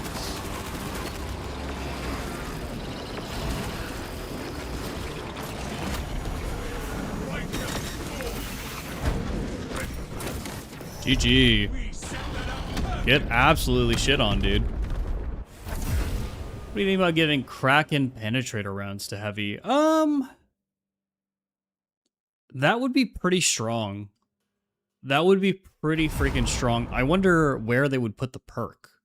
They could put it on the Heavy Bolter itself, but that would be a pretty strong thing to give to Heavy. I think that the Heavy, what they really need is the ability to choose your, They need the ability to choose your parry window, whether that be block, fencing, or balanced on all their weapons. Or just give them a combat blade. Give them a combat knife. And then just let the combat knife do it. Similar to the sniper. Or maybe they can address this with more heroic weapons. Because we've only got the, on the Heavy, we've only got the one, right? No, we've got two, because we got the Heavy Bolter. Oh, we got three, because we got the Heavy Bolt Rifle, too. So we got Heavy Bolter, Heavy Bolt Rifle. We're going to be getting a Multi-Melta. We are getting a Multi-Melta. And then, I'd imagine it's only a matter of time before we get the Pyro Cannon one, because this is a very popular weapon.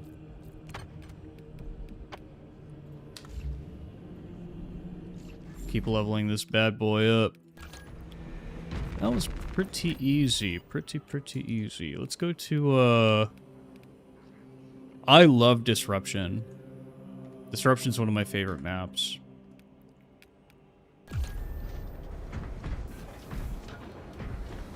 Do you think they will let us play as a Hellbrute in the new Chaos Siege? Oh, maybe, Richard. They have the technology in place because of the Hellbrute PvP mode. Dude, that would be fucking sick. They could Soundwave, but Kraken Penetrator rounds versus minus 25% range damage on the team, that's actually a really tough thing to choose between.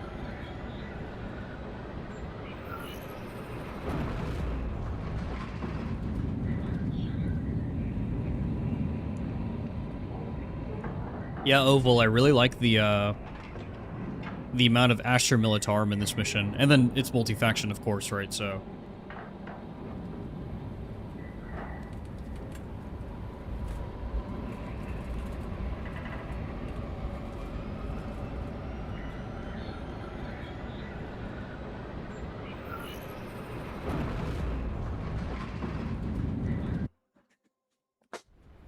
Gar says they mentioned they're reworking the talent system, right? Well, I actually don't know.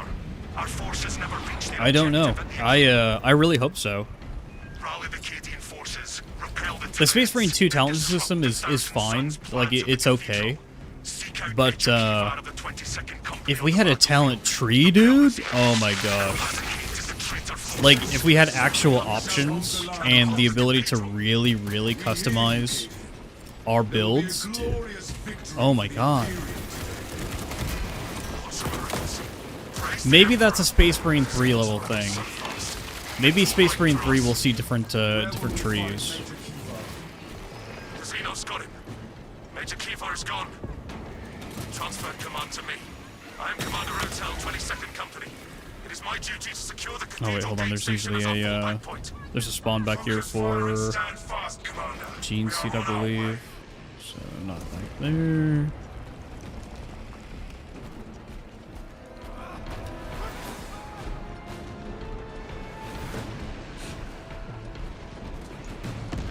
Yeah, I don't know about reworking the talent system, but I know that they're looking at Heavy and Vanguard. They're looking at redoing Heavy and Vanguard because... So Vanguard is a good class, but it needs to be able to do more damage for hard stratagems and for siege. And then Heavy just has a couple of issues in melee, but I think otherwise Heavy does good damage too. But when we compare these classes to, like, let's say the Assault, which has crazy AoE damage and survivability after they buffed the Assault, like, they reworked the Assault in a way where it is just crazy now, dude. It is insane. And then Bulwark, of course, is still top tier, primarily because of its weapons, self-healing, and crazy defense. But its weapons actually play a huge role as well, and so a lot of it does tie back to the weapons, to be honest. If they gave the heavy weapons, like good heroic weapons, then it's probably going to be fine. They're reworking Tactical too? Why? Tactical is fine. Tactical is really strong. Tactical might be the strongest class in the game when you're playing in a team. I think Assault is the best solo class because of the amount of iframes that you can keep yourself in. But Tac is fine, dude.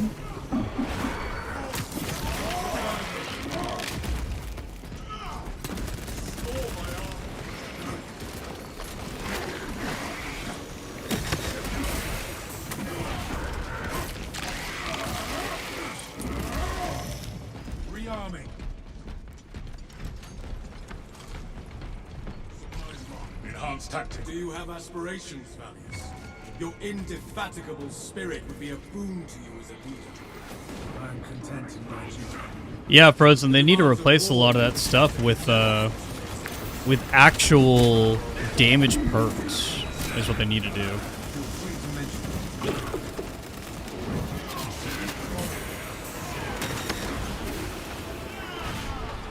Give me this ammo.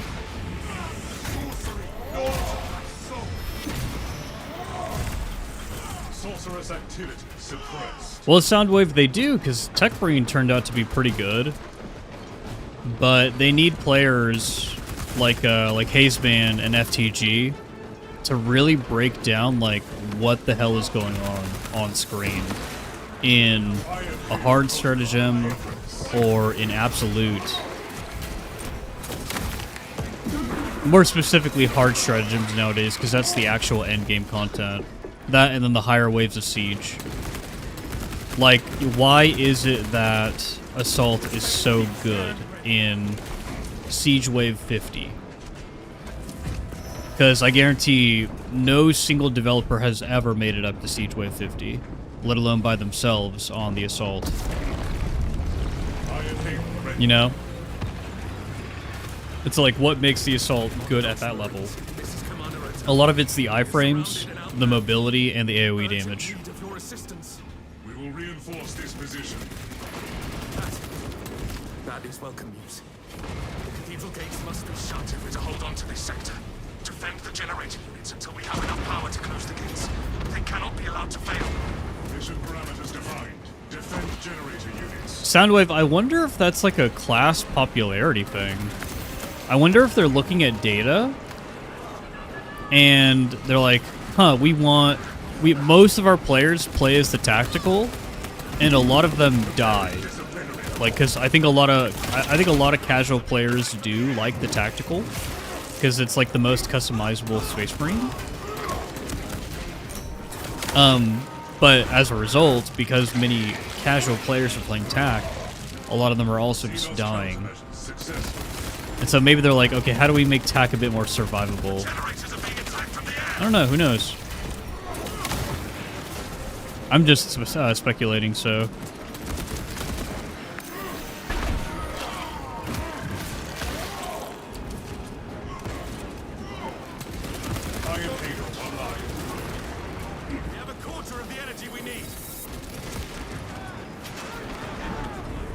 I feel like what Vanguard could really use is some of the melee damage increases that something like the sniper has.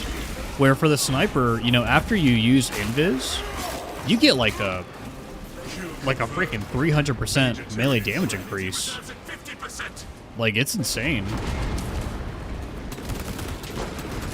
I feel like that's what Vanguard needs. Like, maybe they need a prestige perk or something that makes them invulnerable for at least 2 seconds after they use the grappling hook. Similar to the Assault, where you just have more iframes whenever you're using your ability. That would actually make sense. And then you can use those 2 seconds to charge up like a charged attack or something to be able to deal big damage. Just nade it out. Yep, GG. Enhanced tactic ready.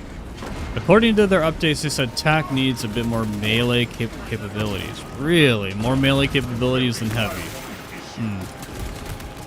Interesting. That's weird. TAC's fine, dude. TAC is okay. No one at Saber would be able to convince me that TAC isn't already okay right now. Oh, you know what they could be setting up?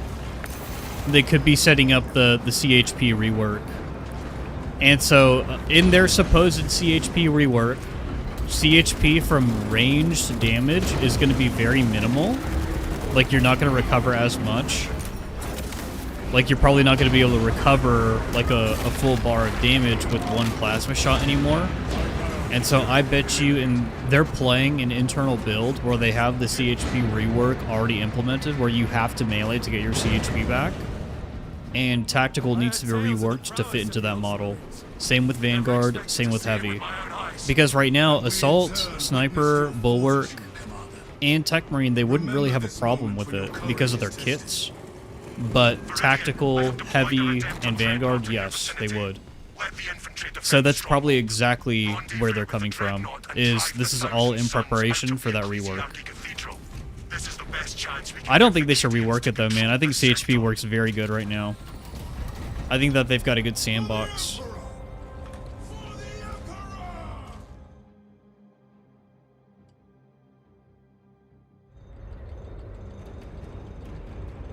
Yeah, we'll see, Frozen. The Vanguard has pretty good survivability. It's really just their damage. They need to be able to do more damage, because in this game, damage is survivability. That's why something like the Bulwark is so good. It's kind of the best of both worlds. It's super tanky, and it just so happens to be able to do a ton of freaking damage. Voltus, honored brother, are you in our vicinity? Oh, that would be really cool, Soundwave. That'd be really cool. We haven't seen a class really benefit from something like attack speed yet in Space Marine 2. That's actually something where, like, if you had a Judiciary, Well met, honorable being able to gentlemen. We'll support your make advice. yourself faster or something, dude, that would be crazy. With like the greatsword. Oh shit. Confirmed. New objective. Rendezvous at next juncture.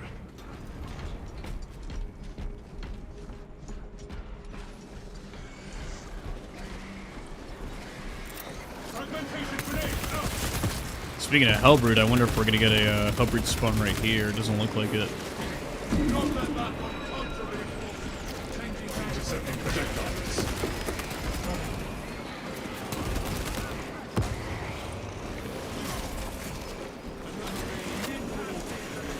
Dude, look at these guardsmen go. They're freaking giving this guy the business. Hell yeah, good job, boys. For the Emperor! Yeah, the Emperor protects. Regular attacks don't scale into late siege. Yeah, exactly. That's one of the big issues with Vanguard. Iron Halo. Yep, exactly, Gar. Exactly. That and then Attack and Heavy both have access to their flamers, and the flamers scale pretty well because it's high damage over time.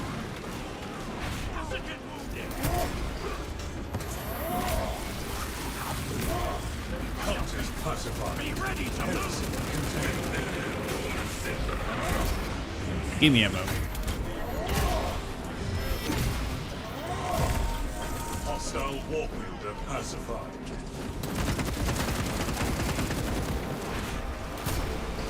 Iron Halo ready. Correct, Mats. Correct. I think that's why Heavy probably needs the most help, and why they wouldn't be able to unveil like a melee CHP rollout is because Heavy is not prepared for that at all. Heavy would have to be the only class left out of that rework. Heavy would have to be unique in that regard. Enhanced tactic ready. Let's do cracks. Yeah. Calibrate your aim, brother. Get rid of all that.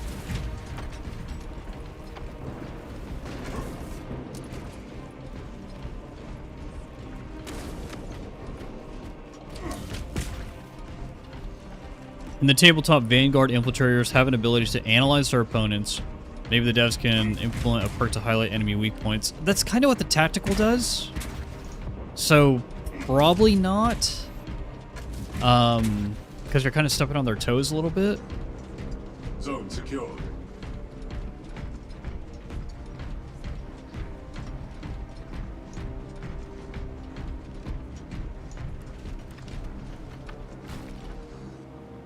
Oh, are they searching for something? Is there something Our up there? objective awaits. Maybe there is.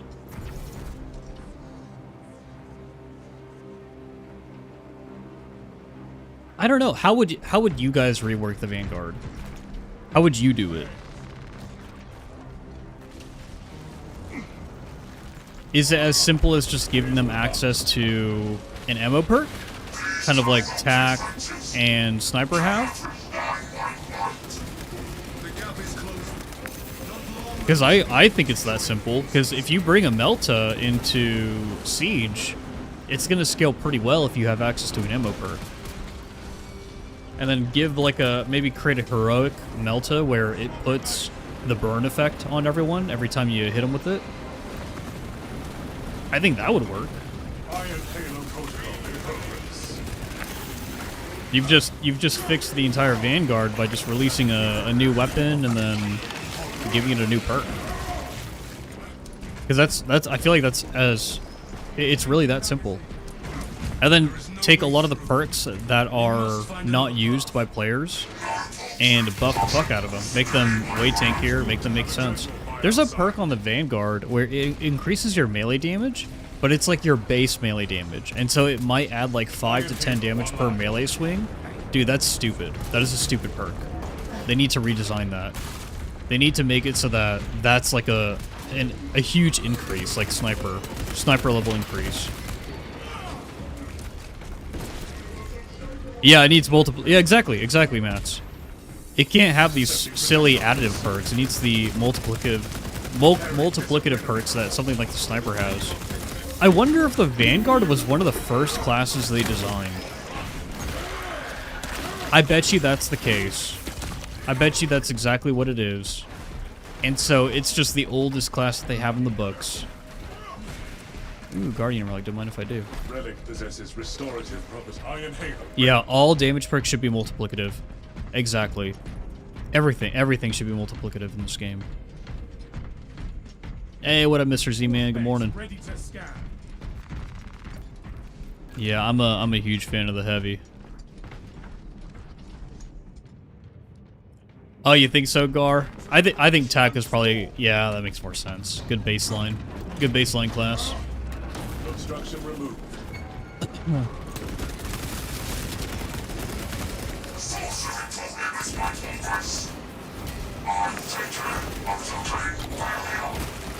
Provide covering fire for Redemptor Dreadnought breakthrough.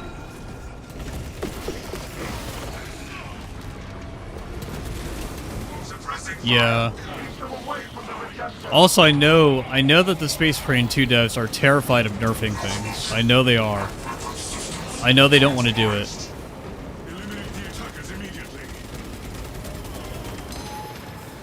Let's head over here. Hubbard's being distracted right now. I'll take care of the Extremis. Or is the Hubbard right here? Oh, good.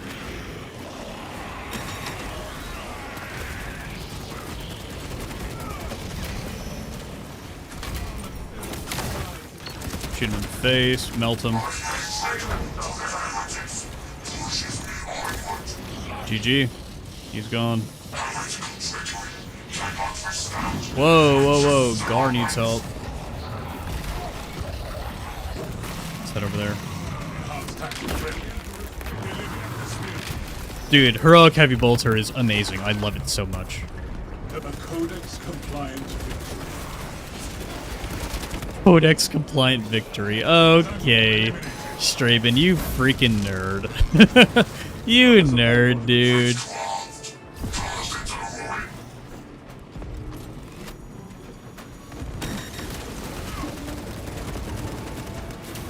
Dude, Heroic Plasma Pistol. Another Hellbrute. Well, hello there, sir. Hello? Yeah, melee me. Idiot. Operation.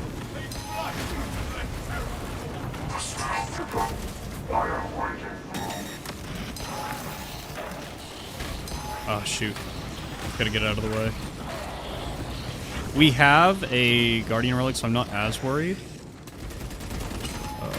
Utilizing crack explosives. Last Guardian standing. I mean, last brother standing. Okay. We have to go get Gobber. Gobber Nobber.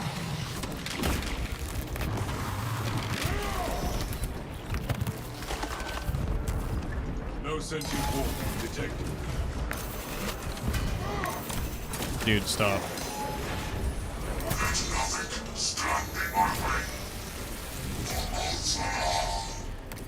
Barrier down. Advance to the cathedral. Oh, can we make it? Can we make it? Can we make it? Oh, shit. Okay, well. We just have to kill.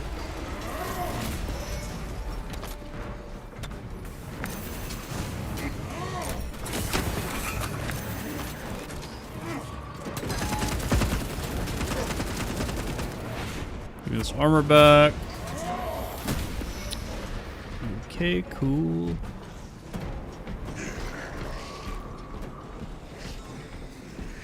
Get the ammo over here real quick.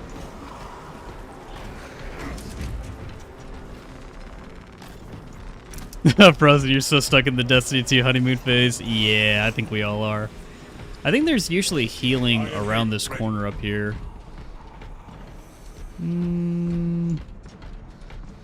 Like usually sitting right here.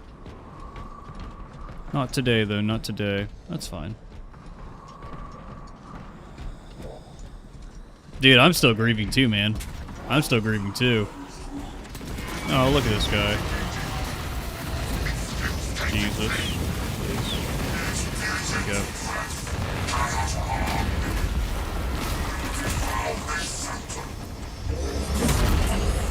We're here for you, Jeff. Thank you, Forgotten. Thank you. You have cast down a foul beast this day, venerable brother. Dude, at present, I think it's pretty cool, dude. I wish I was like gifted like you are. I'm so stupid, guys. I just talk to people good. That's all I do, man. I just talk to people real good. I don't have any like actual skills, I don't think.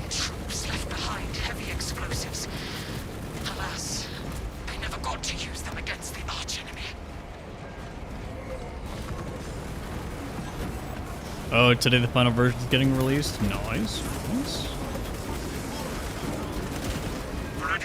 Gather the explosive charges and place them. Yeah, gift of the gab. Exactly, Forgotten. Oh, there's a restorative stem. Who's calling for help?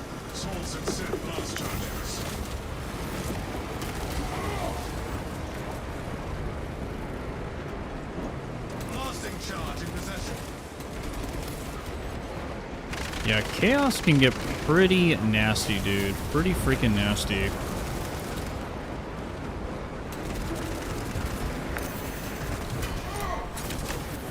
That's one of the reasons why I like things like Heavy and Snipers, because they handle Chaos very well. Same for the Bulwark. You can actually make mistakes, and it's not the end of the game. Not the biggest deal in the world.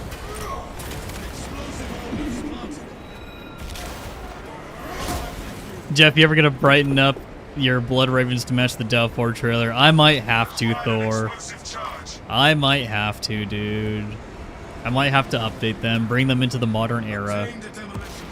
Where are the other explosives? Oh, there's one back here.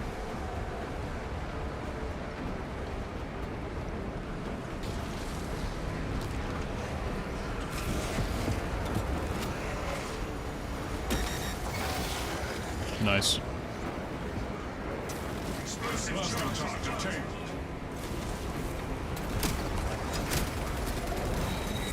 You guys know that if you shoot the eye in the shield, it breaks the shield for the sorcerers. And so if you're using like a heavy bolt pistol as your secondary, that's how you're supposed to deal with this.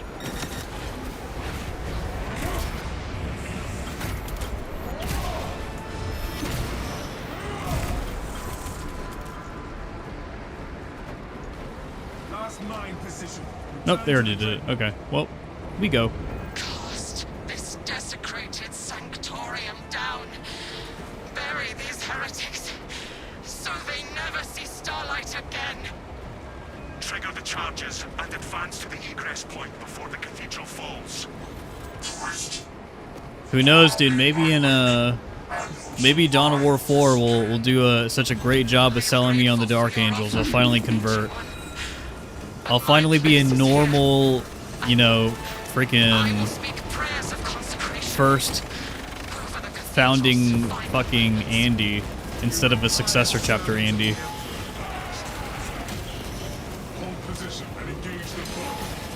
Dude, I bet you we can nuke the freaking Hellbrute before it gets out. We don't need to erupt this thing. Or collapse this thing rather. There we go. Traitors and heretics crumble under our onslaught. The enemy will falter wherever we go. Disruption success.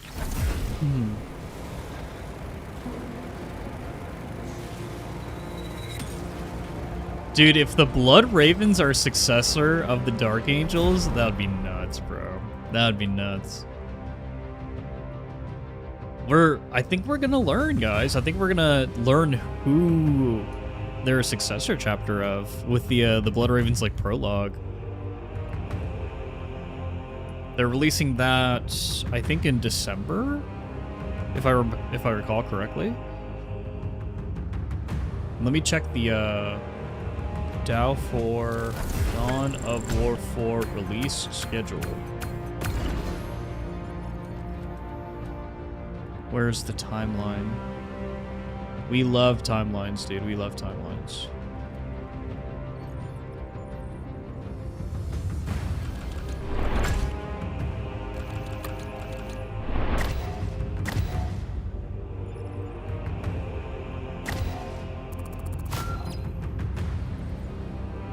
Here it is. So it's the game's gonna release in September, and then in the winter we're getting the Bloodraven story prologue, and then in 2027, spring of 2027, I think that's when we're getting Chaos, dude. And I'm looking at these. I'm looking at this, the aftermath. You see these yellow stripes and everything? I think they're finally going to do it, guys. I think they're finally going to do Iron Warriors in a game. My original theory was Black Legion, but I think they're going to do Iron Warriors, dude. Or maybe both. Maybe both Iron Warriors and Black Legion. Because they introduced 2 Space Marine chapters in the form of the Blood Ravens and the Dark Angels. I could definitely see 2 different Chaos Warbands.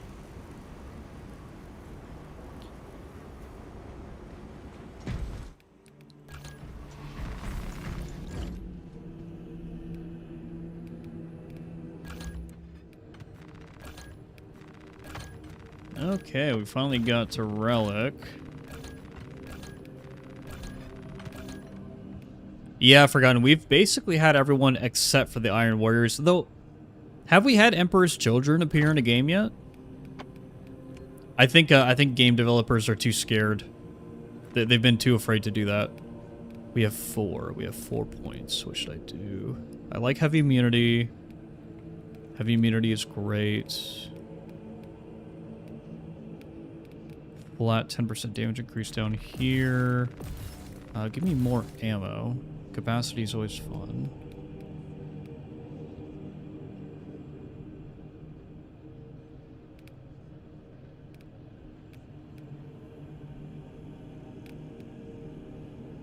%10 headshot damage or 10% against Terminus. I feel like I just want the headshot damage. Though heavy precision would actually be very good quality of life as well. Because this just means that you can actually get those headshots easier.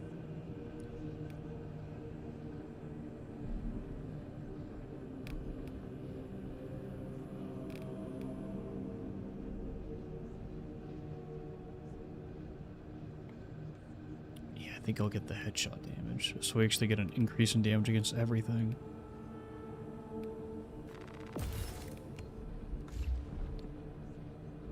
What are Noise Marines? Boy, oh boy, Gumbo Pengo. Have we got a fucked up story to tell you. So, during the Horus Heresy, the Emperor's Children ran into an alien race that effectively used noise as a weapon. This alien race turned out to be a bunch of worshippers of Slaanesh, and they incorporated their biology and technology into their weaponry in a very interesting way because of a guy named Fabius Bile. Let's hop into, because I still need XP, we'll do Reclamation.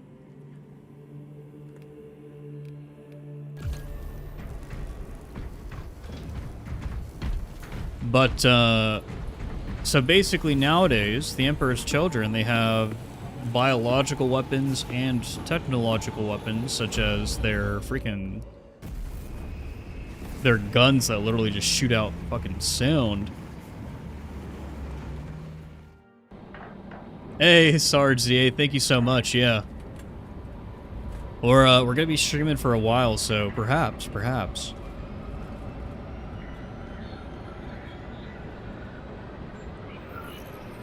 But yeah, so noise weapons and I guess like noise warfare is very closely associated with Slaanesh. Also, Thousand Sons, my bad. Emperor's Children, very good in 11th edition right now.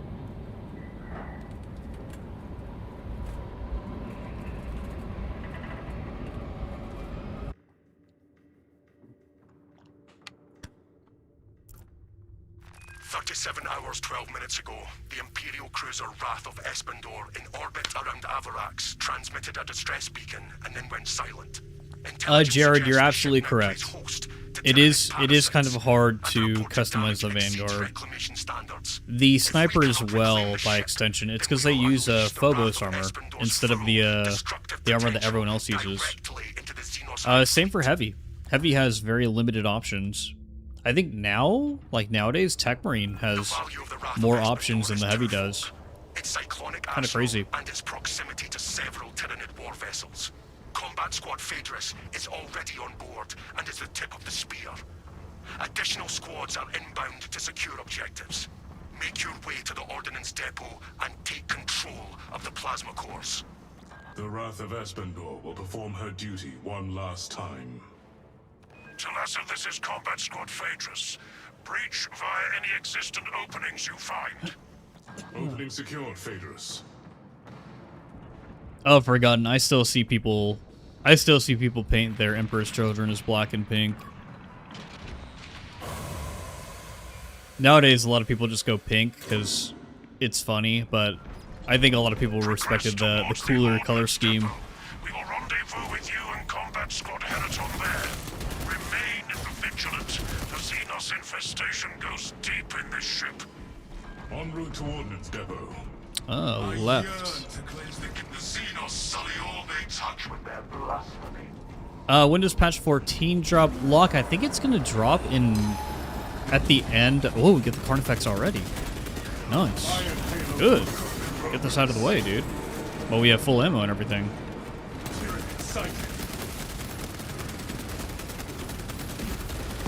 Swarm tag. Oh, dude, it's behind. Intercepting projectile. Squad mate.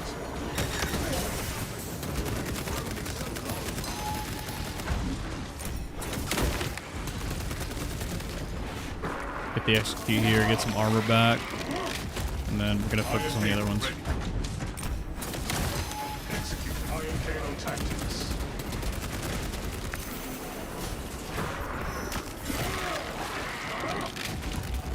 Kill confirmed. Major Tyranid threat.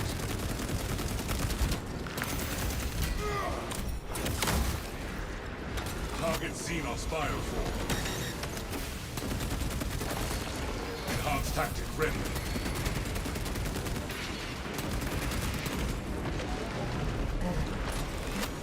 Tyranid unit sighted.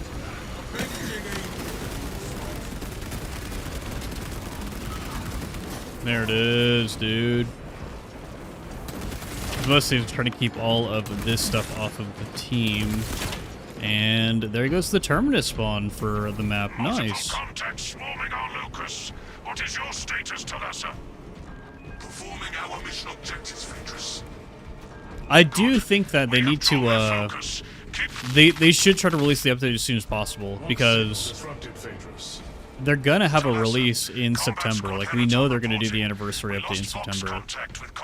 So, releasing patch 14 mid-July would make way more sense. So people have more time with the update. Must consider our brothers lost then. Our objective is to secure the Cyclonic warheads at all costs. Encountering heavy Tyranid Also, I heard they were doing a PTS for this update, so that would have to be soon. The public test server would have to be really freaking soon, dude. Like, that would have to be, like, this week or next week. Like, literally next week, like, starting on Tuesday or something. Reminder. Priority is to cover ground as quickly as possible. Together we go.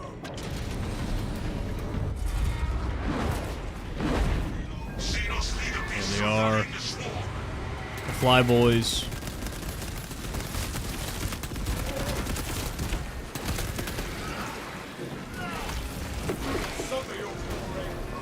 Behold the might of the Imperial Navy. all this firepower. We will afford this cruiser one last attack.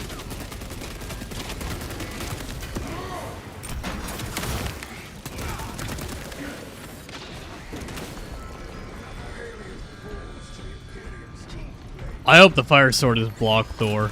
I'm sorry. I don't want a fencing power sword for heroic weapon. I think that's probably what they're gonna do. But dude, I want it to be blocked so badly. Dude, give me a block fucking power sword as a heroic. Oh my god, that'd be so good.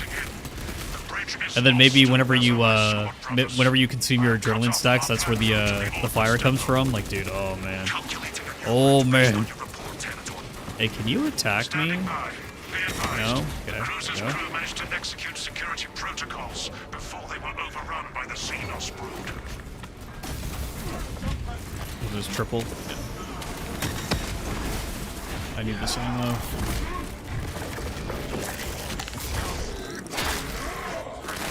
Double lictor, not triple. Oh, Biobor. Let's see. Firewall confirmed. Swarmer, inbound.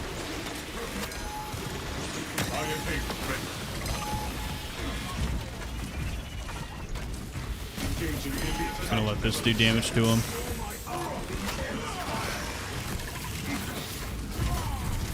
Save ammo.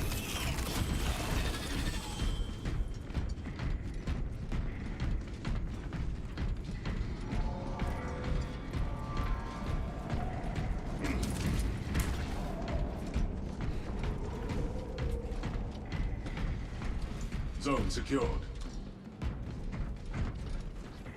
Yeah, Rune Gorger, this isn't Dark Tide. We're doing Space Marine 2 today. Tomorrow, I think I might stream in the afternoon, guys. Or maybe on Sunday, we'll see. Actually, yeah, probably tomorrow. And, might do Rogue Trader. Looking for ABH. ABH.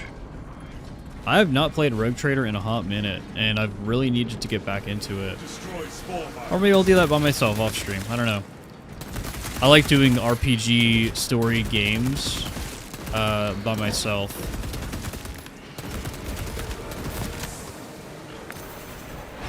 I frame through this. Hello.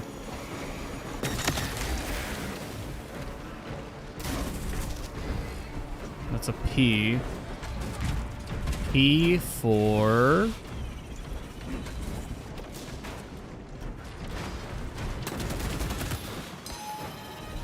Pussycat. Wait, was X one of them? I don't even remember.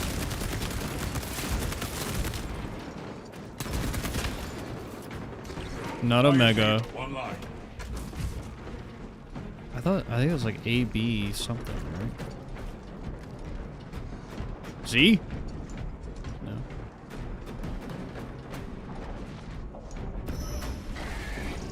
Yeah, Rogue Traders, oh, H is one of them, so it's ABH.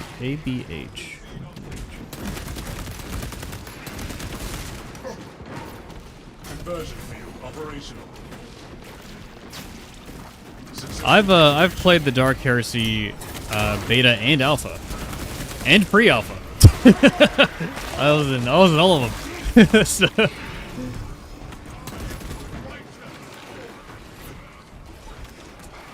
X.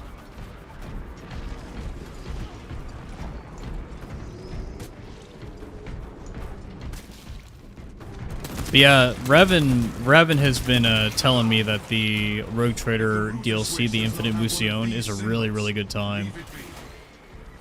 And I believe him because he's very critical of Alcat's games.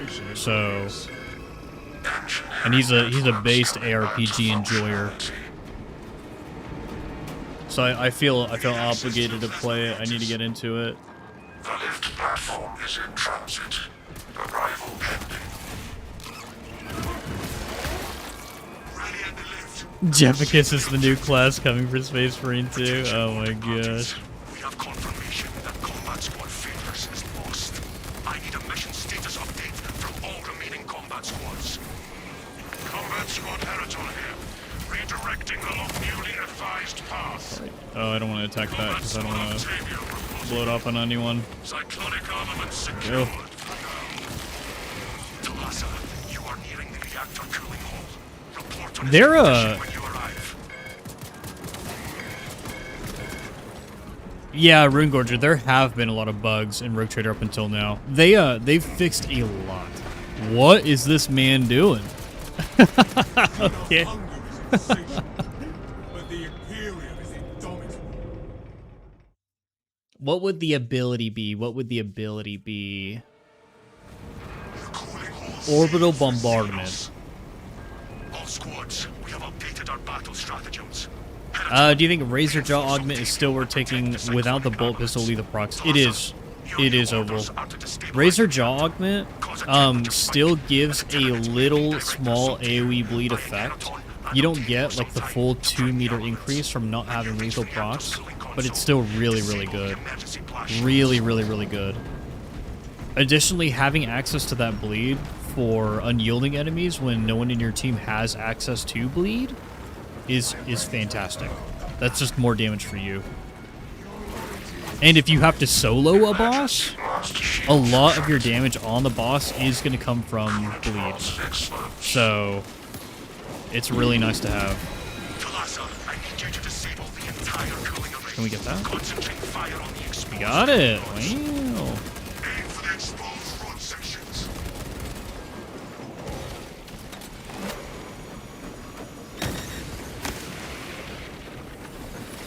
Cute.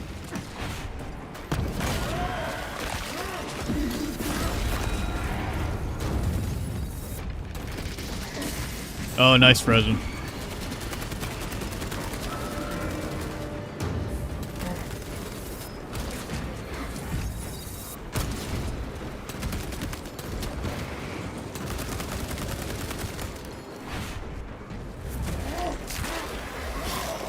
Dude, Soundwave, it's hard to say. I think because it's more iconic for the setting, I think I'm leaning towards Chaplain now.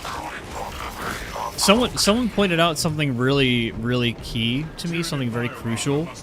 So, on tabletop, the Tech Marine only has the Omniscient Power Axe. Like, that's the only weapon they have access to. I was previously under the impression, like, like the Chaplain, they have to use the, you know, the Crozius, right? Like, they have to use it because on tabletop, that's the only weapon they have access to. That's their only war gear. But in these games, they could just expand them, like they did for the Tech Marine in this game, and like they did for the Tech Marine in Dawn of War 2. They could just add whatever weapons they want to them. And so, I don't think there's anything holding the Chaplain back from being put in the game weapons-wise. They can put whatever they want on them. I think, obviously, it's got to be within reason. You know, they probably have to check with their Games Workshop rep. But I think Chaplain is the one that's more likely. Unless 11th edition really pops off with some Judiciar story and lore. I want a Judiciar because the Temper Mortis seems like it'd be really cool to play around with, but I think it's gonna be Chaplain now, dude. I'm on Team Chaplain.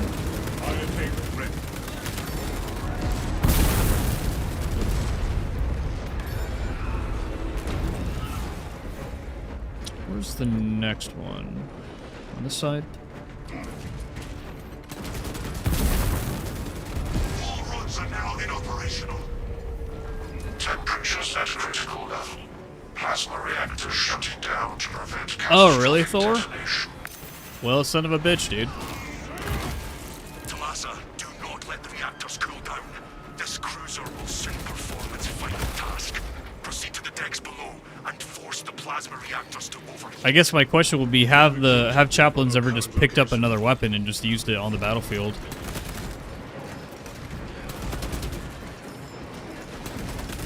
Because in lore, Judiciars have only ever used the Executioner's Great Blades, because they don't make too many appearances. They're relatively new. Oh gosh, does Gar need help? Gar! Okay,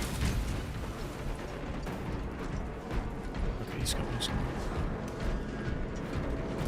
Yeah, Jared, I think the Chaplain drip would go really crazy, because there are so many... That's another thing to consider, guys, is how many skins can they make for the Judiciar versus how many skins can they make for, like, the Chaplain or the Apothecary. There's so much lore surrounding the Chaplain. This man is floating. And there's so many different kinds of Chaplains in the various different chapters that you can make tons of different champion packs for them. Have you received word from our brother in Combat Squad Heraton?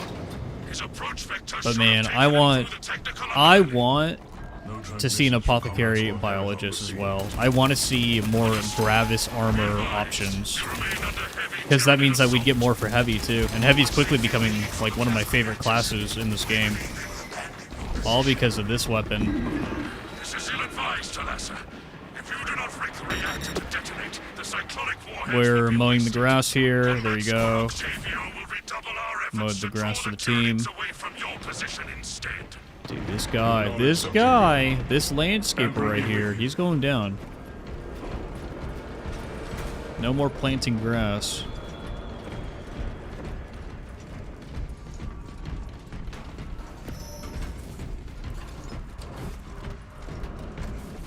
Off topic, but I think there's a leak of a whirl moveset for a melee weapon. If we get a spear and some fur caves, that'd be sick. I could see that being the greatsword moveset, actually. Because I feel like that's actually how... I feel like that's how Space Marines would wield a greatsword, is to just be a freaking tornado of death. Oh, that was a good one. Love to see it. Enhanced tactic ready. So much ammo value right there, dude. That's a botanist, not a landscaper.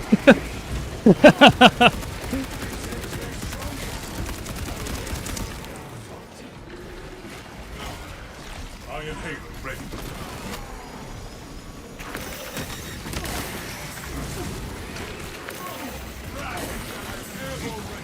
Okay. Oh, I was about to say. There it is. Yeah, the chaplain can be in anything.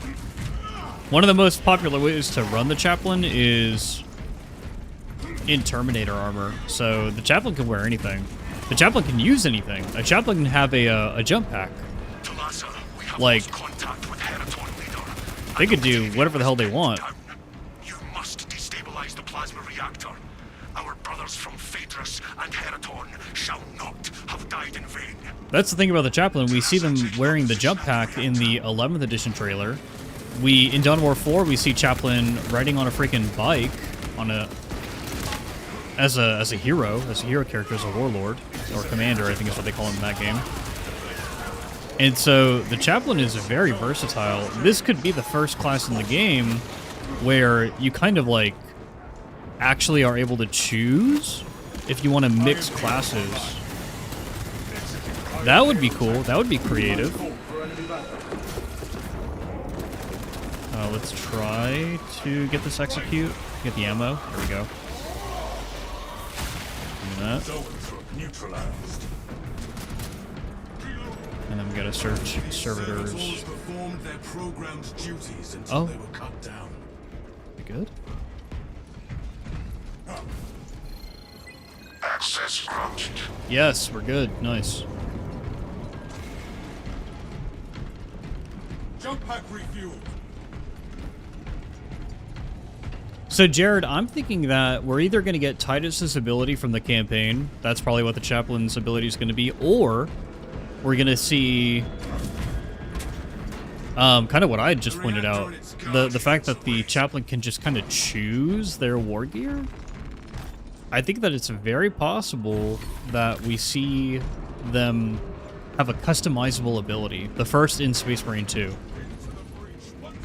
The first of its kind. Not in the same sense as like the Tech Marine, where you're able to choose different shoulder-mounted turrets or shoulder-mounted guns, but more in the sense of like, more in the sense of like you get to choose what you want to bring in game. Wow, how dare you? How dare you?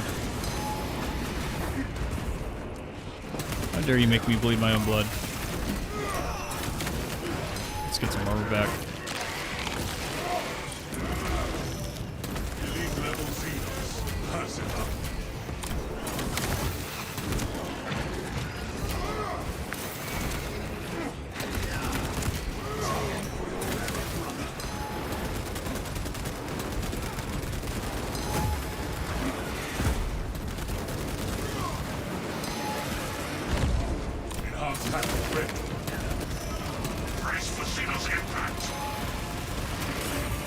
No, I don't think I will.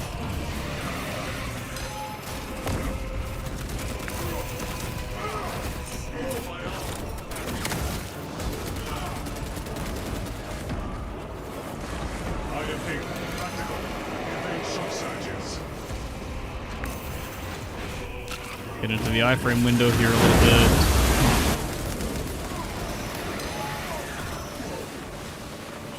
Intercepting projectiles. The beast dives at us.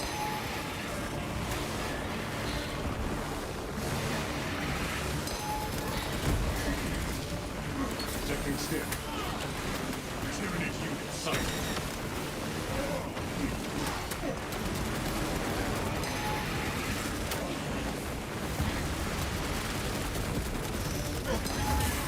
Just standing in the lightning, dude. That's so funny. Oh no, I got knocked in the knocked back. For contact. Whoa. Oh, banner, nice. I was like, why did I get on my CHP back?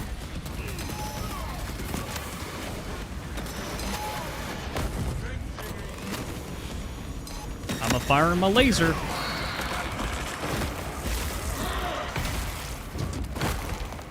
killed one prime, and its companion There you go, Frozen. fury magnifies. The living prime shoots I've been playing Darktide a lot this week. Apex Tyranids suppressed. I get game fatigue, not super easily, but I do get game fatigue. I need to bounce around a little bit. I'm really glad that stabilizer stop. I'm glad that 40K has gotten to the point where we have several great games. Like, it's just peak. This is a peak time for someone like me to be alive, because I can just bounce around to these various 40K games. Or just Warhammer games in general. I want to do a playthrough of Total Warhammer 3 still. Like another one, another campaign. Disengage. Please be our guide. Thalassa, we're tracking your signatures. Octavio inherits all There's an the Ultramarines already on movie? board. Oh, I see, forgot, I see, I Others see. prevailed. I believe I've seen this before.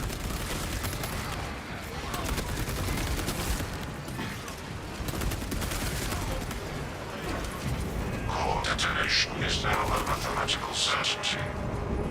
Man, I really wish I was able to watch a lot of the Warhammer Plus shows on stream with you guys. Maybe that's something that I could do as like a members only type thing, where it's more private, but I feel like that's still illegal. Like, I wouldn't be able to show that to you without some consequences from Games Workshop. As we can. But that would be really fun to do, dude. Have like a little watch party.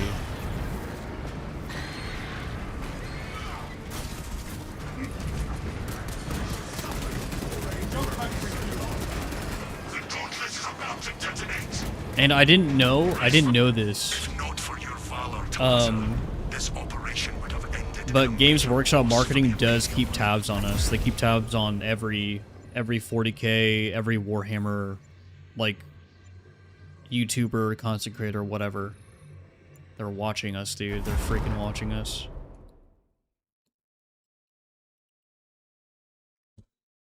Stream it in Discord and have the guys just theorize and chat shit about lore in a discussion section. Maybe. Little watch party.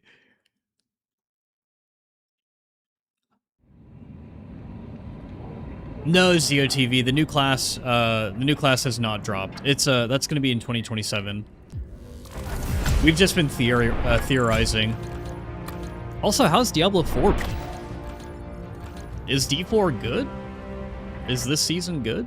I've heard some mixed reception. I've heard expansion good, this season kind of bad.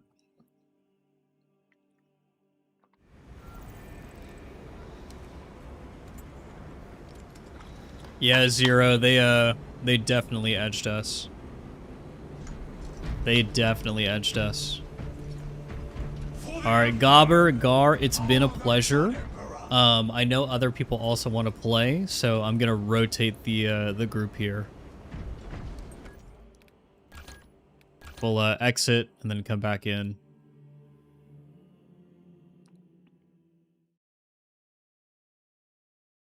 Zero, doing a little bit of both. Oh, gotcha, Zia, gotcha.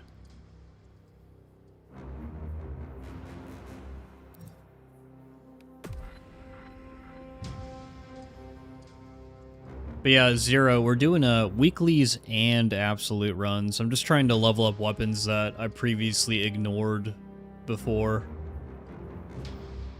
Like the Heavy Bolter. Because at the time when I leveled up Heavy a long time ago, there was no reason not to just use the Multi-Melta. And then by the time they'd really nerfed it, they released the Pyre-Blaster, and the freaking Plasma Incinerator was just cracked.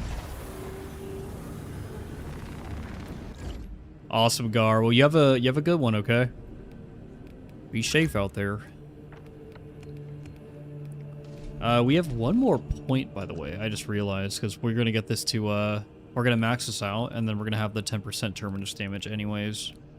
Or we could do Perpetual Penetration and get more cleave. Perpetual Penetration will probably result in more damage per run, probably way more valuable. So I'll probably take this.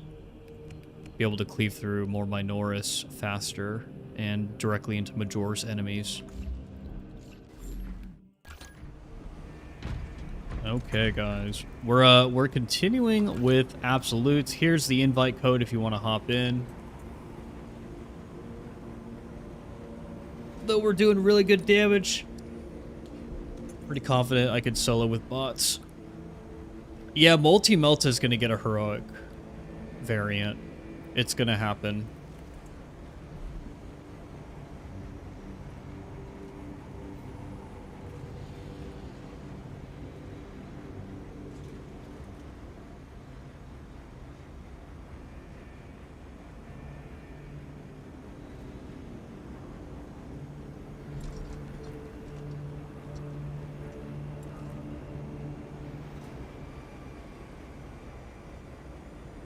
FTG wants to record another video. He wants to have another yap sesh. Our schedules are opposite though. I'm a morning person, he's an evening person.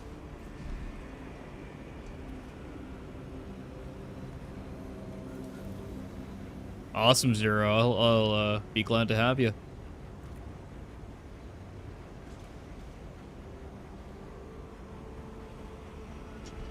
Diogo says, gotta say, thanks to your stream, I remembered how cool Blood Ravens are. And now you'll probably paint your first kill team like Blood Ravens? Hell yeah, dude. Yeah, Blood Ravens are pretty freaking awesome. I'm gonna do a little Dawn of War marathon before Dawn of War 4 drops. And we're basically gonna stream the entire history of the Blood Ravens in the video games.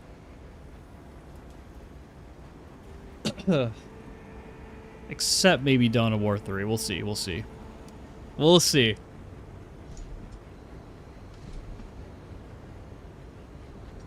Heroic Melta. So there are a couple ways they can go about it. The way that I would do it if I were Saber is I would portray Meltas the way that they're portrayed on tabletop or in Dawn of War. In Dawn of War 4, you actually see Meltas in action, and they're more of a laser, which is more accurate because it's supposed to be an anti-vehicle weapon. You're supposed to kind of like laser into a vehicle, cut a hole right into it, right? Cut a hole right into its engine.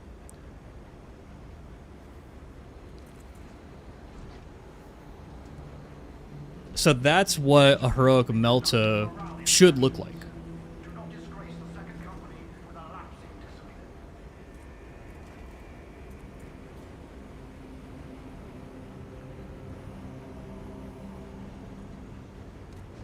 Yeah, Blood Raven's history with Jeff, exactly, Zero.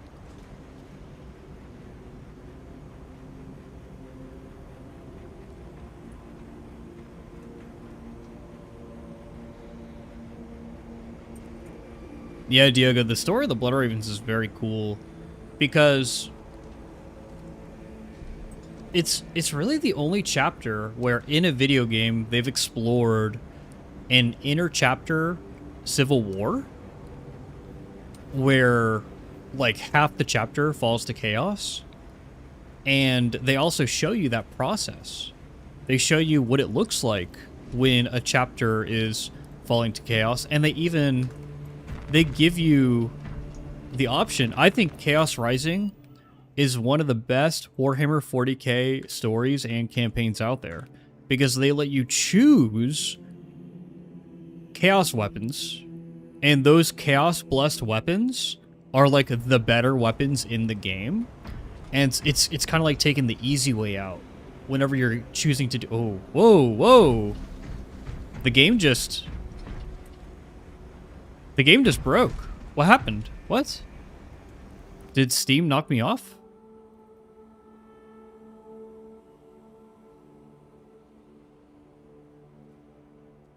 I'm still on Steam. What the fuck? The invite code changed. That's so weird. I don't know what happened. I don't know why it kicked you guys. Huh.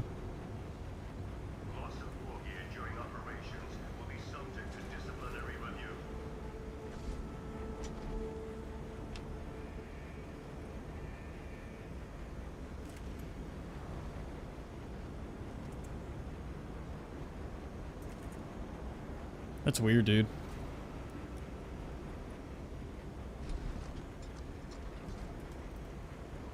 But yeah, a lot of that stuff, a lot of the Bloodraven story, maybe I hit enter or something.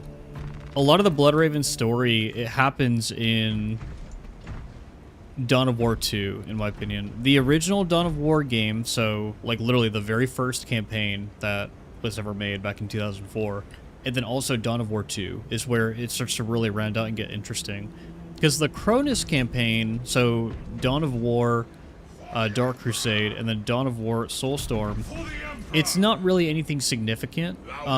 You could say that Winter Assault was pretty significant because you see the Imperium working with the Eldar.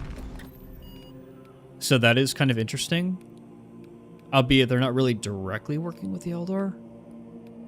Alright, let's do some Inferno, dude. Blast from the past. Let's get in there. Reppin' blueberries? Oh yeah. Whoa. Oh, that's a real Tyrannic War veteran right there.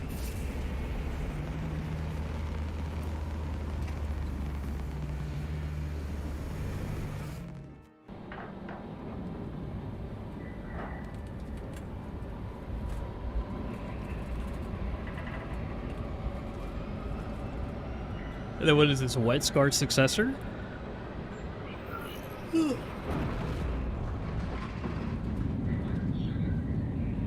Ugh.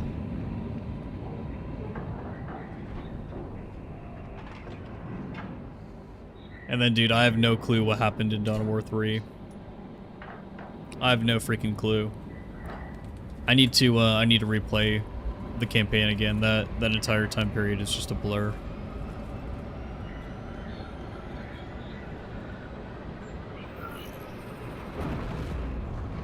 Yeah, exactly. Diogo, they've basically. Oh, it's a space wolf? I didn't know. Dude.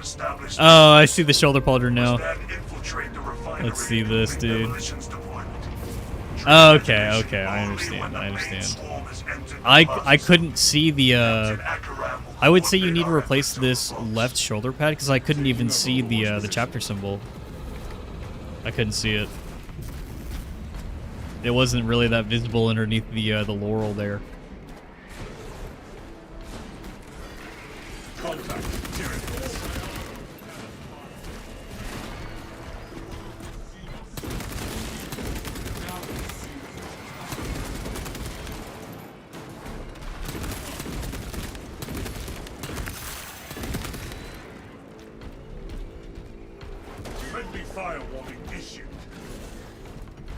The Space Wolves had a black pre-heresy color. I thought that the Dark Angels were black pre-heresy.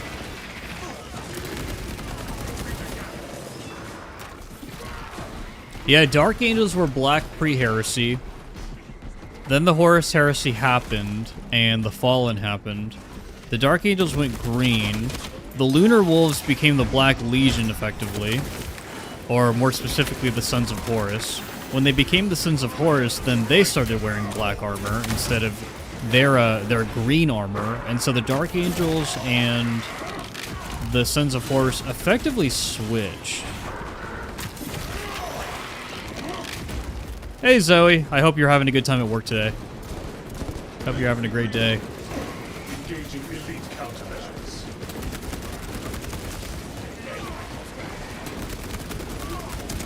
Oh. Get out of the grass. Get this execute. There you go. It was more gray for the Sons of Horus? I think. Or are we talking about the Space Wolves? I'd have to look at it. I'd have to look and see what, I don't know, they had a Carnifex already. What their Primarch looked like at the time. Oh, no. Good teamwork. Yeah, that was good teamwork. Thank you for pointing that out, Straven. Oh. Oh, we need CHP back. The armor back. There it is. Okay. We're ready to game again. Let's get some distance.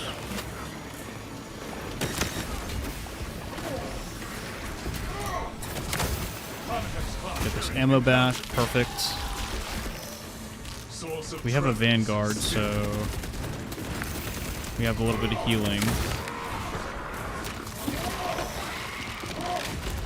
Alright, let's pump. Tyranid unit sighted.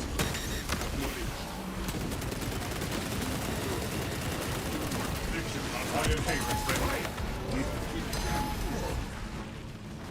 Iron Halo protocol in progress. Our brother requires our aid.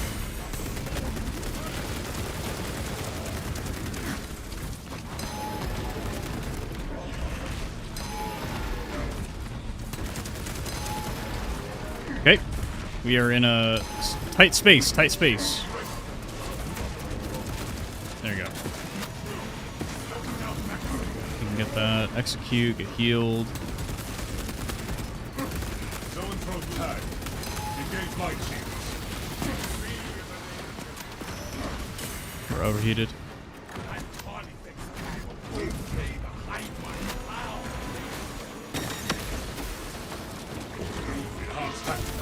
And move up to... Oh, zone's already getting executed.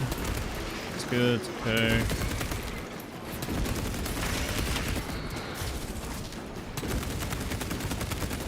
Hopefully we don't get back-to-back Terminus spawns, because we just use a lot of resources. Elite level Xenos. Guardsman, I played Darksiders. I played the first one. I know the second one was more mechanically intense, though, when you played as Death. But no, I only played the one where you played as War. Kind of disappointed that they kind of took that setting and they turned it into like a little ARPG type thing with their most recent game, where I think you were playing as not Strife. What's the other one? Was it Strife? I can't recall.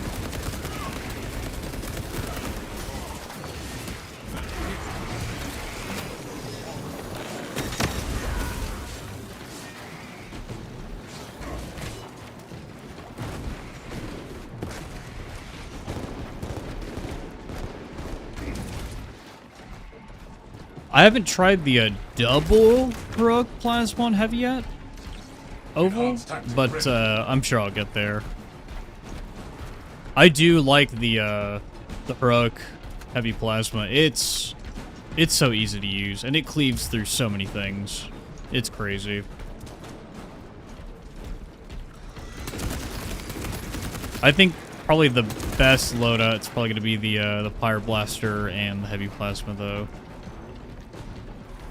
Soundwave, I'm running the minus 25% range damage. I just find it to be good for everything.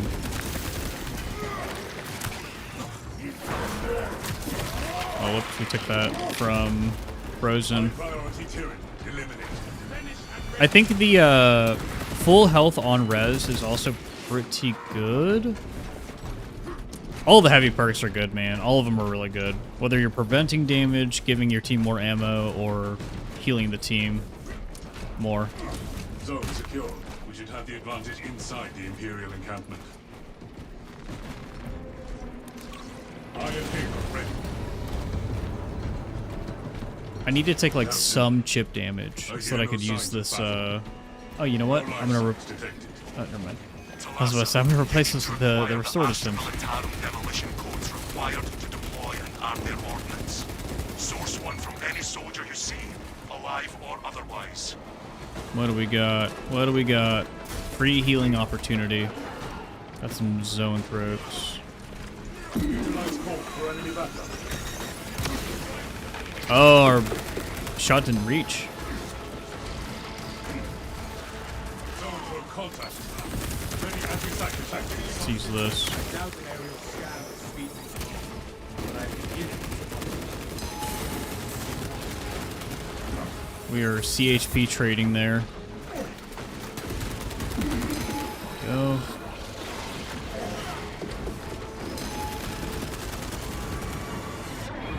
Oh, no, I rolled too late. Whoops. Oh, now I have shield. If I am the first to find these codes, you should expect a reprimand.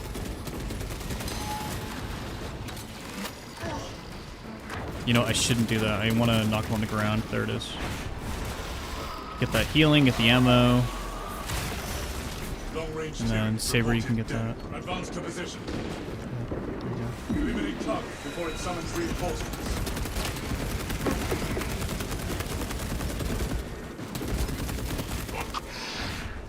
Our search was successful. Yeah, full health on res is good in Siege.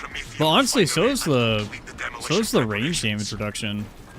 Range damage reduction is like a must-have for Chaos missions, dude. It's so good. It's so freaking good. Ammunition restocked. Keep the frags for now.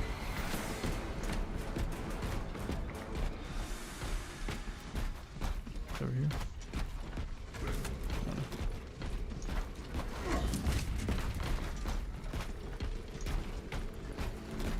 Really, Zero? Enhanced tactic ready. I think they're good team perks. I think they're good team perks. I think that 25% less range damage for the team, that's really freaking good, man. Clear to advance. It's not interesting by any means, but it's good. Flat damage decrease for Nothing. the type of damage that gets people most of the time in absolute and higher difficulty. Because a lot of these good players are not necessarily getting hit by, like FTG, Hazeman, all of them. They're not really getting hit by melee attacks. They're blocking and dodging all those. Iron Halo protocol in progress. Ooh, let's do this.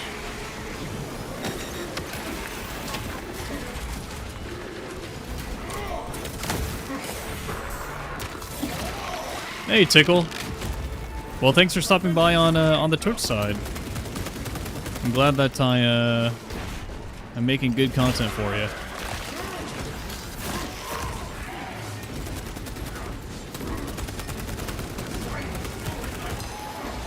Xenos displaying evasive behavior. Tyranid threat. Iron There you go. Saber can heal to full. Halo ready. Bivor, I think, is Kill confirmed. where? Major Tyranid threat.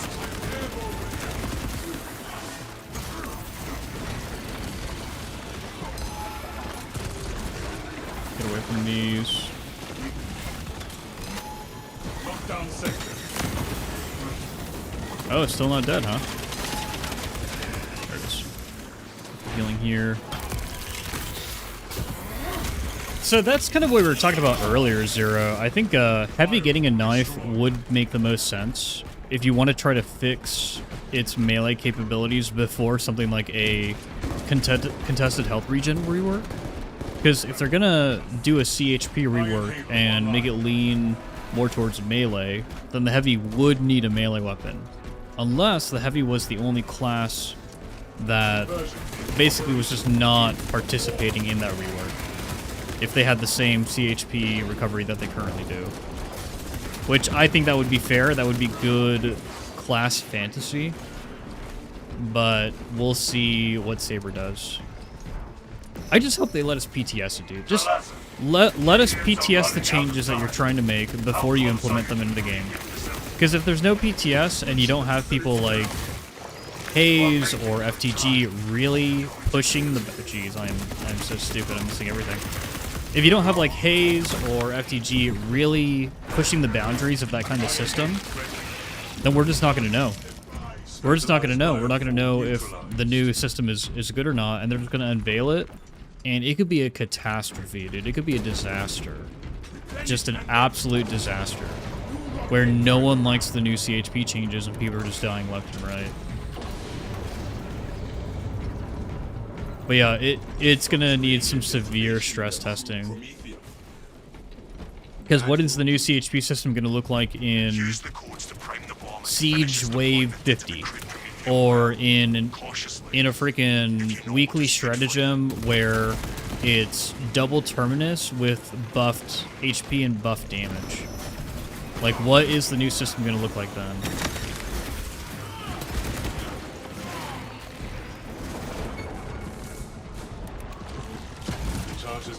Got some extra. Oh my gosh. Whenever I hear the spawn noise and these guys don't come out immediately, I always assume it's a zoned rope. I never assume it's because they are delayed. We didn't lose too much HP, which is nice, but still.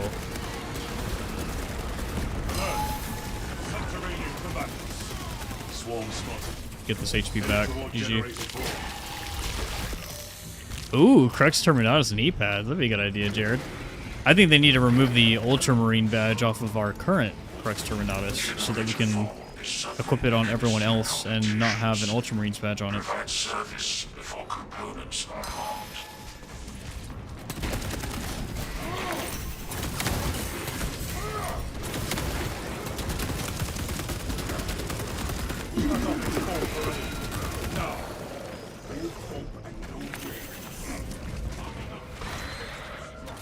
Go on the attack, brother! Pry that generator from that filthy... There we go. Boy, do I have something to tell you. Oh god, Zero. I think it's coming. Refilling magazines. Oh, we cleared that really fast. Playing this with 3 players is... Dude, Absolute with 3 players is much easier nowadays. I feel like because of the power creep, the heroic weapons, etc., it is just much easier, dude. Much easier. The game is not like how it was when Absolute first released.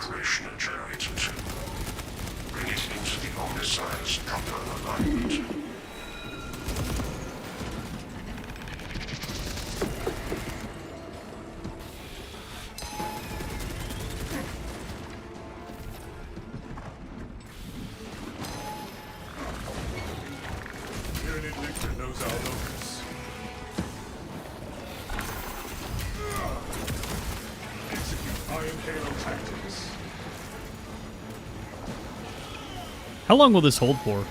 Tyranids assaulting Generator 1! Oh my gosh, he caught me. I wanted to catch him with it, but he caught me. That's fine. It's on the Vitrix set.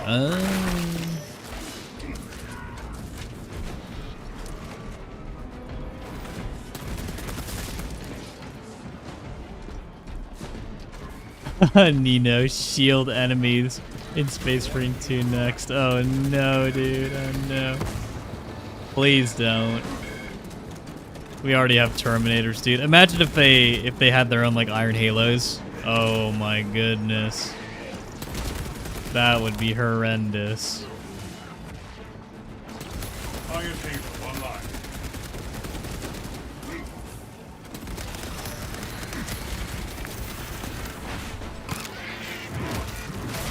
Attention. Crane drive is jammed. Go press the button. Cleansing to resume operation.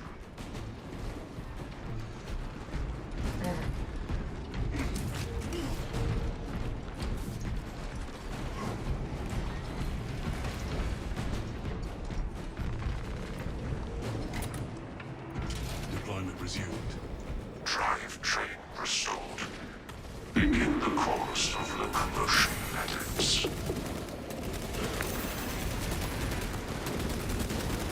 Dude, Vitrix Guard are cool, but I still think that the Tyranid veteran chess piece that has the Ultramarine symbol, I think they really overlooked putting the Ultramarine symbol on it, because a lot of Space Marine chapters at this point have fought against the Tyranids. Ready to intercept the Tyranid advance, Captain. Blood Ravens being one of them, by the way, because Dawn War 2 Retribution. It will make a good vantage It was for your very operation. freaking cool. Or just Dawn War 2 in general. Very freaking cool. It's cool how they introduced them. Reminder. Priority is to cover ground as quickly Yeah, as I would like to possible. wear that chest piece. That chest piece is really cool, and it goes with the other Tyrannic veteran gear as well, like this shoulder pad and this gauntlet.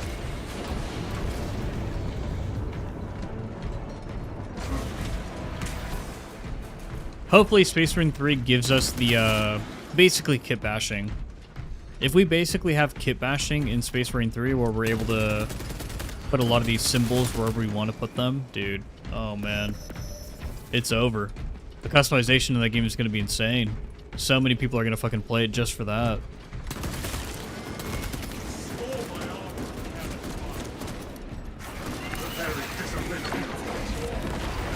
High priority Tyranid eliminated.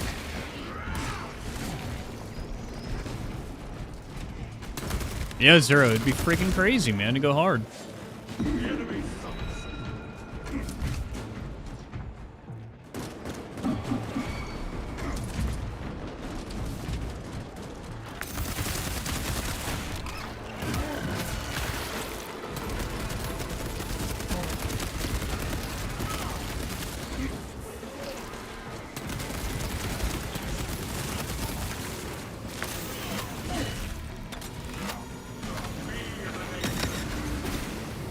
Observe ground movement.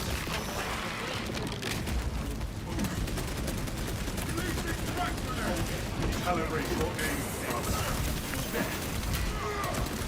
Another Carnifex, huh?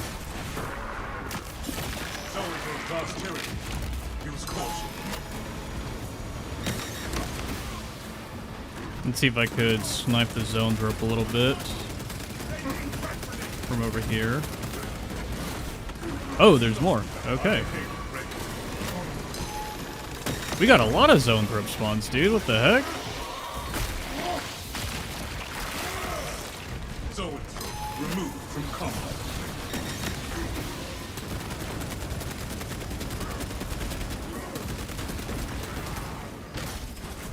Mark Xenos combatant.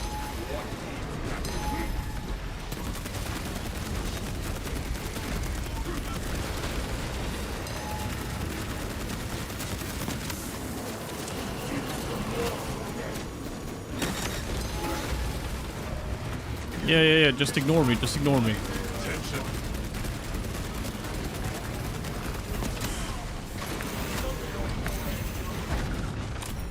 They're not ignoring me. They ignored my advice. Whoa! Whoa! Getting nuked over here. Let me get the execution. Ooh, last brother alive, huh? Well, let's get in this corner here. Get this. Iron Haven online. In progress.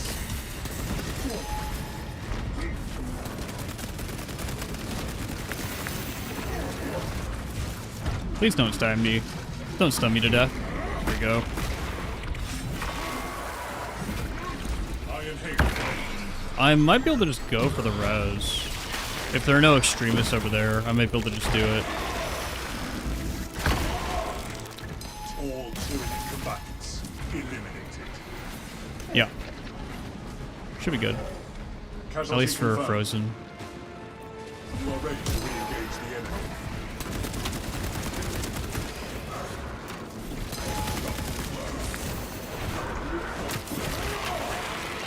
Heavy for the win.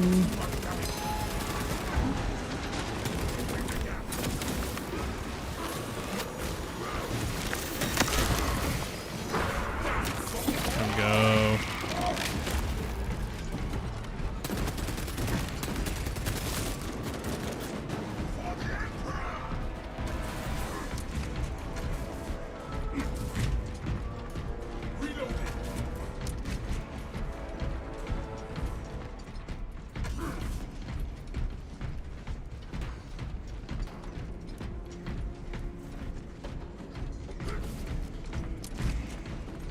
Oh, I mean, Dio, I feel like the Blood Ravens are, when it comes to, like, grimdark chapters, the Blood Ravens don't really rank up there compared to some of the other ones. Dude, the Iron Hands, they rewarded an entire Imperial Guard regiment by turning them into servitors after the regiment impressed them in battle. That's pretty freaking grimdark, dude. Like, that's pretty freaking fucked up. The Salamanders have massacred, like, Eldar children. And they're supposed to be, like, the good guy, the good boy chapter. That's pretty messed up. The Blood Ravens haven't really done anything like that. Like, yeah, they've had their Civil War, yeah, they've got their Librarius, they've got their Psychers. But nothing too crazy or extreme.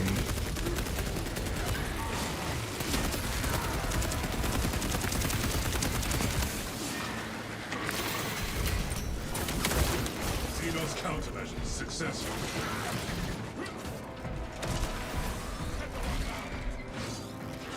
Yeah, no one is good in 40k. Everyone is bad in their own way, but the Blood Ravens, they haven't done anything crazy messed up. At least not yet. Position is defensible. Oh, you know what? Somewhat. You know what? Gabriel Angelos, he did order the Exterminatus of a world when it probably didn't need it. It probably didn't warrant it. And that Exterminatus basically caused Azariah Kyrus to become a demon prince. Iron Halo ready. So they did kill a whole planet, billions of lives, and then those lives were offered to Chaos as a sacrifice. There is no turning back. So there is a little bit of grimdark there, Ready for just next a little encounter. bit. Big oopsie by Gabriel Angelos.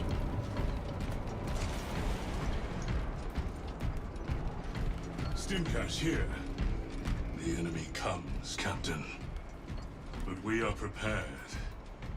Dig in. We need that bomb triggered for optimal yield. Typhoon Orbital scan estimates Primus. the bulk of the swarm will not be in position for a while yet. Keep your heads and get it done.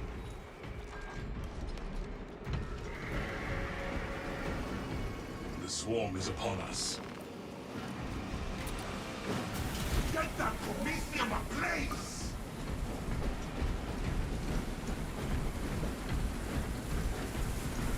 Hey Vamnai, how you doing? We're killing some Tyranids right now. We're massacring them. Giving them the business. Fire set.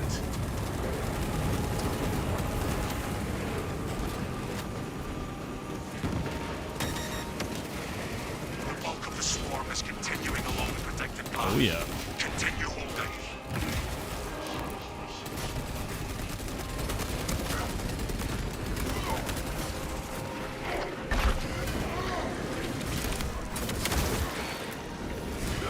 Xenos infestation advancing. They're exposed at the rear.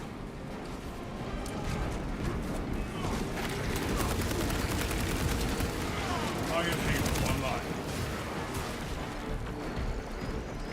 Yeah, what is the most grimdark Space Marine chapter? Tyranids on a spit. I think the Iron Hands, that's like the most... Because Iron Hands just do not care about people. They just don't. Oh, dude, it's got to be the Blood Ravens, right? It's got to be the fate of the Blood... not the Blood Ravens, my bad, the Blood Angels. It's got to be the Blood Angels because of the... Because of the Red Thirst. And because of the Black Rage. Halfway there, brothers. Keep it up.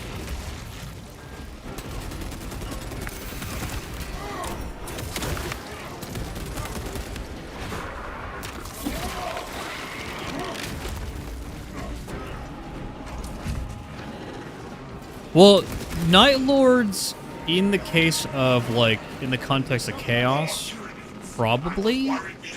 But when it comes to, like, the Adeptus Astartes, like, who is, you know, a quote-unquote good guy, quote-unquote, but then they've done, like, really messed up things, or, like, the way that their chapter operates is really messed up.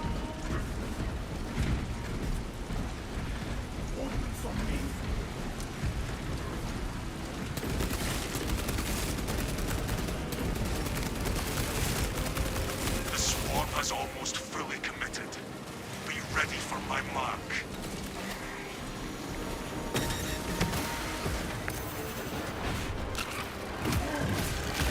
Oh, Kohler, you're right. The Carcharodons are crazy. The Carcharodons would definitely rank up there as, like, they're supposed to be good guys, but these guys are literally just freaking... They're like serial killers. Like, they don't talk. They don't chat. They don't chit-chat. They're all just stone-cold killers. And the Imperium, whenever they need someone killed, they just send the Carcharodons, like they did against the Mantis Warriors. The Mantis Warriors and the Lunar... Not Lunar Wolves, the Astral Claws. You are clear to The old detonate. Bad Ab War, dude. The old Bad Ab War. Man, imagine being a Mantis Warriors fan in 2026, am I right? Enjoy watching these Tyranids ride.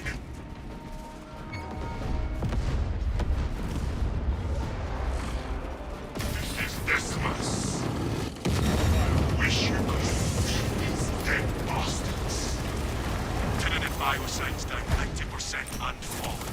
Swarm annihilation confirmed. Excellent work. Move to extract. Swarm Annihilation confirmed. Nice. Oh, this Biovore, dude. Arriving at evac point. Rack Get down. wrecked, Ready. Biovore. I'm just gonna leave this just for you, dude. Oh, no, I didn't reach him. You live today, Biovore. You live today. Exorcists? Exorcists are not necessarily grimdark, guys, because Exorcists, their lore is that, you know, they get possessed by demons in order to increase their resistance against demons. They're not necessarily doing anything too crazy or fucked up against, like, the civilian population, right? Things that contribute to the grimdark nature of the setting. The Tyranids are a very grimdark concept because they literally devour hundreds of worlds. Like tens of billions of people just all dying constantly to the Tyranids. Just feeding their ever-growing biomass in these massive freaking hives and all that stuff. The orcs, they once harvested humans as livestock. That's grimdark, right? That is some grimdark shit.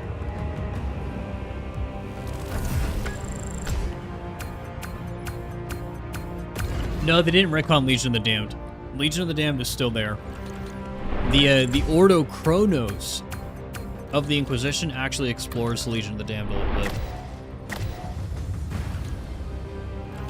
Yeah, of course, Frozen. Yeah, the Dark Eldar. The Dark Eldar as a concept are extremely grimdark, right?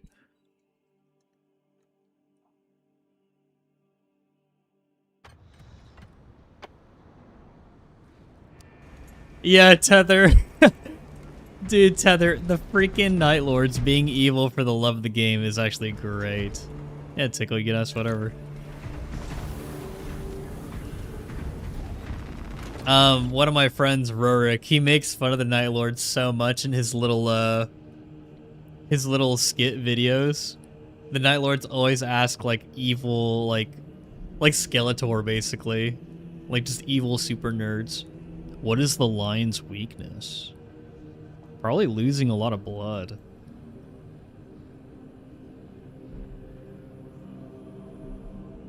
No, it's probably losing. It's the Fallen. The weakness of the Dark Angels in general is the Fallen.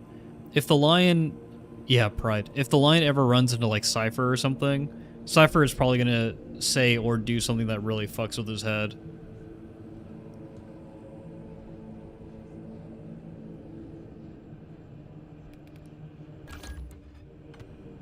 One more run, and this is maxed out. If you want to hop into an absolute, here is invite code right here.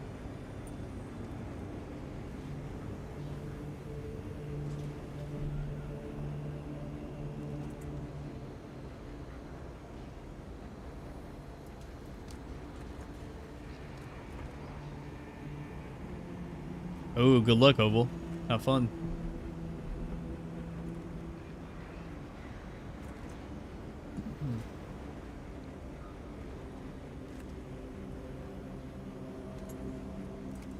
There's a theory that the Carcharodon's chapter master Tiberius is the missing Primarch. It could be. I don't lend too much credence to that theory, mostly because we have some quotes from Guilliman, from Sanguinius, etc., etc. Guilliman more recently in 40k, Sanguinius back in 30k during the Horus Heresy, where they talk about the other legions and the other Primarchs, and there's a lot of indications that they're just dead, man. They were executed. They were killed.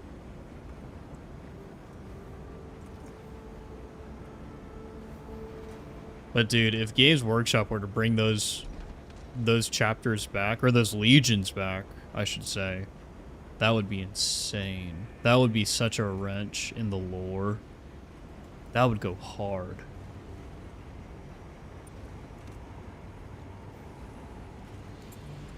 Yeah, the line is Line L. Johnson.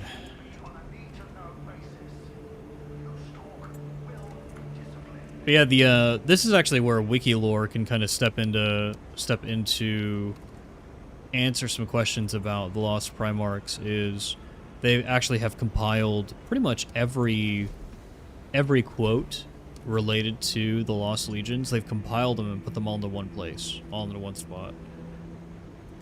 And there's some pretty heavy implications that they're just dead, man. They're just gone. They got executed. The question is why? Like, why did they get killed off before Chaos corruption was even a thing, really?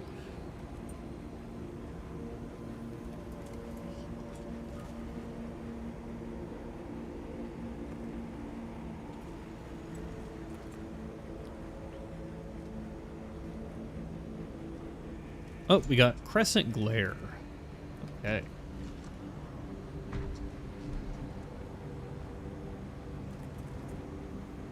Yeah, Tether, I'm the same way. I'm a huge proponent of, in fantasy or fiction, this concept of never meeting your maker. And it's something that a franchise like World of Warcraft or Dungeons and Dragons really leans on, where it's like, oh yeah, like we got like planeswalking guys, like you can hop between all these different planes, like you can go travel to the realm of death. And it's like, no, that kind of ruins the fantasy of it all, and it kind of takes away from the consequences of the setting. It takes away from the consequence of death.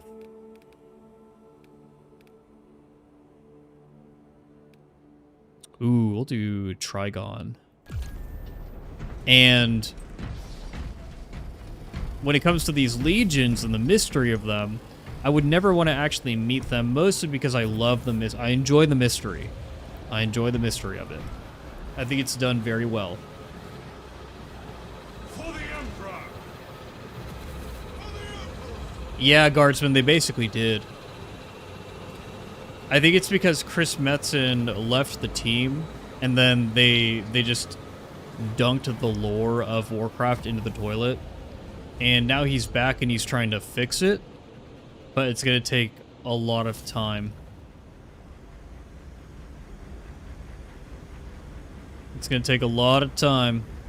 A lot of time and a lot of different games for WoW to be fixed, or for Warcraft to be fixed. And I don't think it's ever going to get back to where it once was. It's going to be different because they're going to do basically a franchise reboot, but yeah.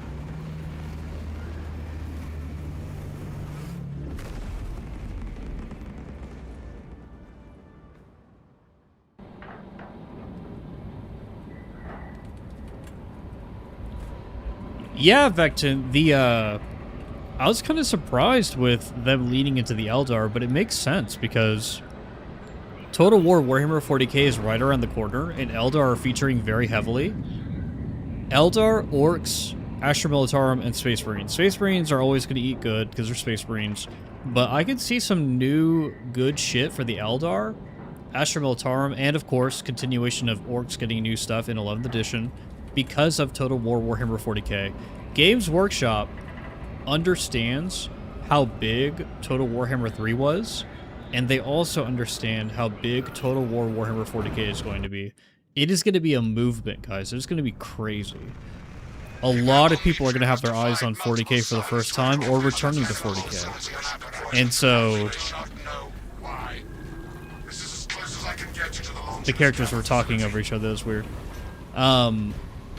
So yeah, like they're gonna pump models for any factions that are featured in Total Warhammer 40k because they know it's gonna sell very well. Plus, it's an RTS. It's gonna translate like directly to something like the tabletop. Projecting a sense of tactical dominance may deter it from attacking. For now. Stay vigilant. Well, the Tau, they're gonna be like a flying faction, right? Their air units are actually going to be really good.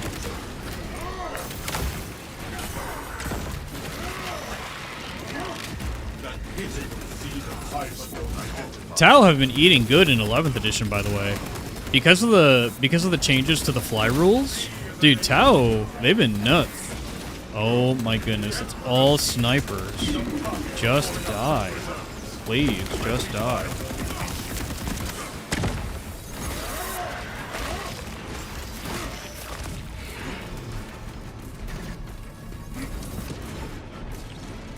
Tactic ready.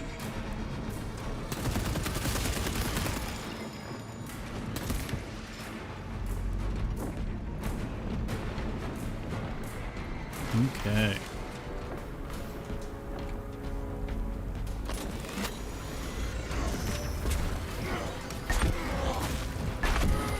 Trying not to use all my ammo here. There is a box coming up, so it's not the end of the world, but ooh, let's see if I can get this. Change position.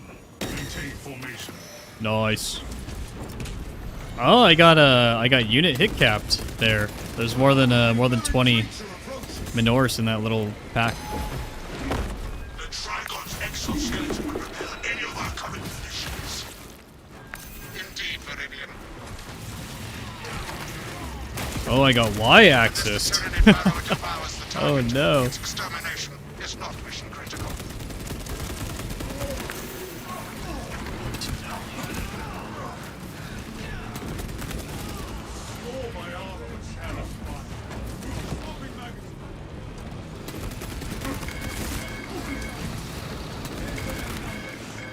Get this execute for the armor.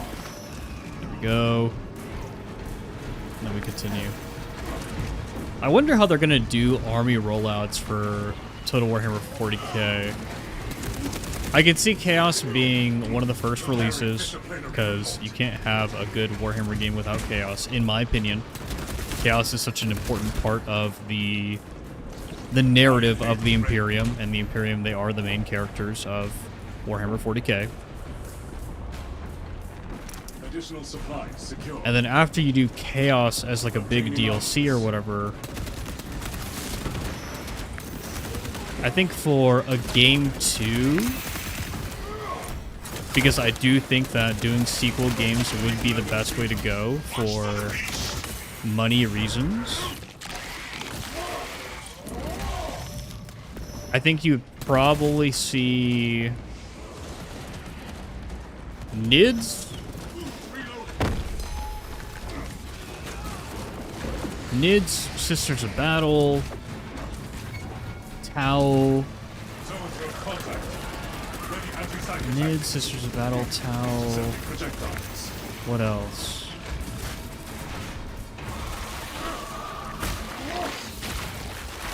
And then probably at that point, certain Chaos factions.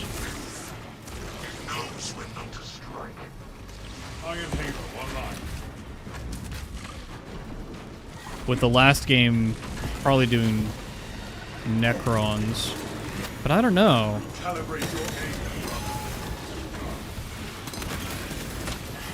Necrons are kind of a little too badass to not introduce alongside the NIDS.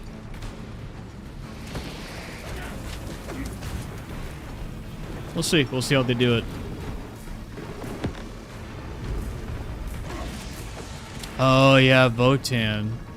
Because I could see every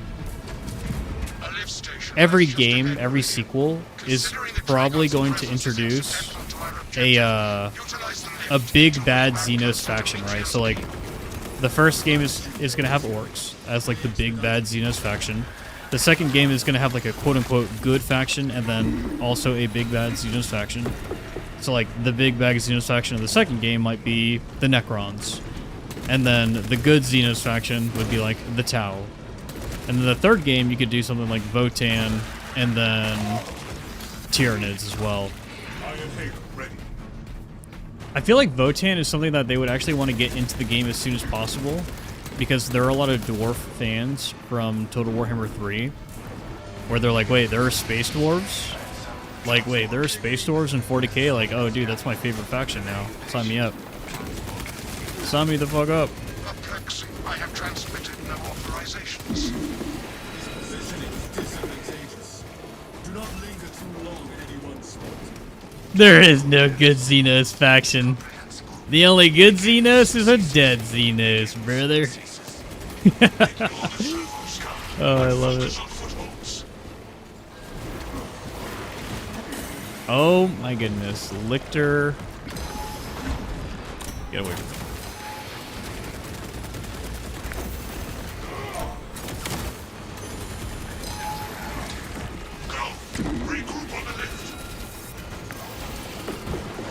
Oh!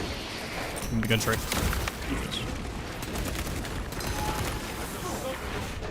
There's ammo. Oh. Dodge it. Get me out of the animation! There you go.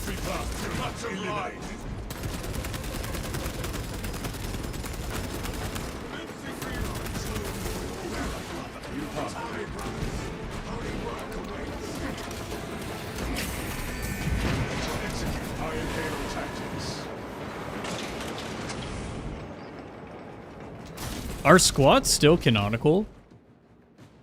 Or are squats basically now rewritten just as Votann? Because I feel like all the squats were just converted to Votann. Because the way they explain Votann is Votann are not technically Xenos.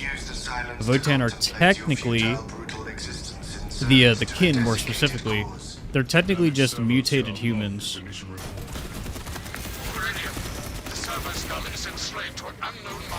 Or like an ancestor or offshoot of humanity. Signal silenced. Continue to discuss your fate amongst yourselves. It changes nothing. Oh, healing. There you go. A suggestion: abandon Gallio's misguided vendetta against the Magos biologists. Do you know what Gallio and Metrian achieved together in the past? Ask about Project Zeta 6 if you Project Zeta 6. There it is. Correction requested. The big mystery of Space Marine 2. Carney. Version operation.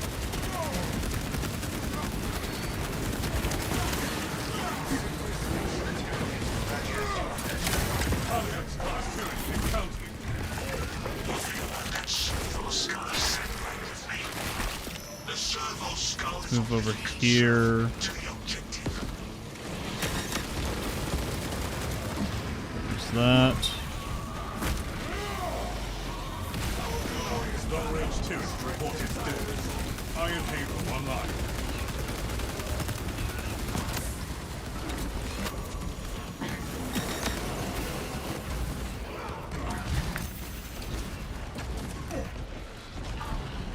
Engaging elite countermeasures.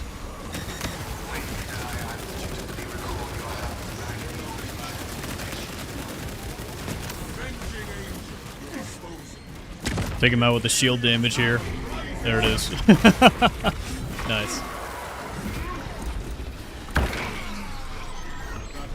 I was overheated on both my weapons. I guess I could have meleeed too. Tyranid Hulk dispatched. Xenos countermeasures successful.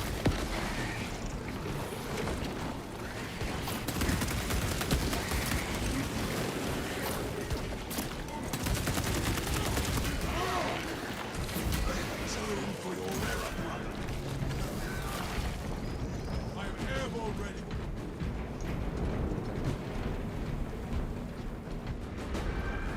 Mission update.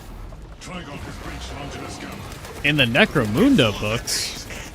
What a source, dude. What a freaking source. What the hell? You had fallen victim to Metrian's mastery of malphonic disruptive frequencies, but now the uncomfortable sensation associated with relief cools my remaining skin.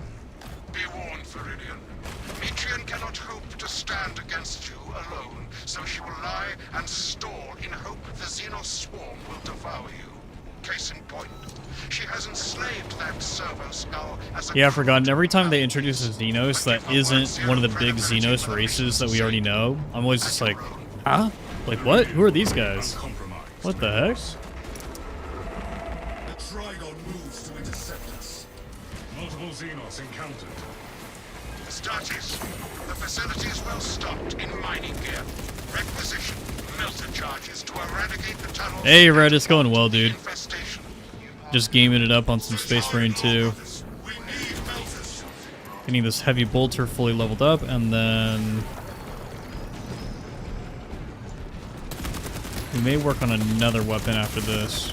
There are a lot of weapons that I've ignored in Space Marine 2 just because I've used like the meta for so long. By the meta, I mean the flamers. Both on attack and heavy, but on everything else, I pretty much have all the weapons fully upgraded. Oh, the Guardian Relic. Didn't realize this was a spot. Give me the armor. Thank you. Advance towards objective.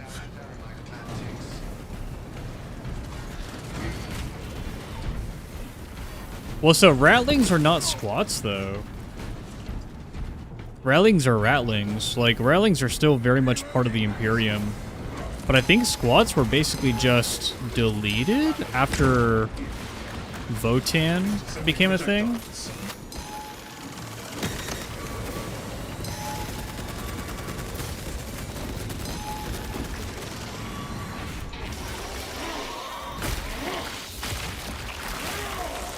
Throw and throw. Removed from combat.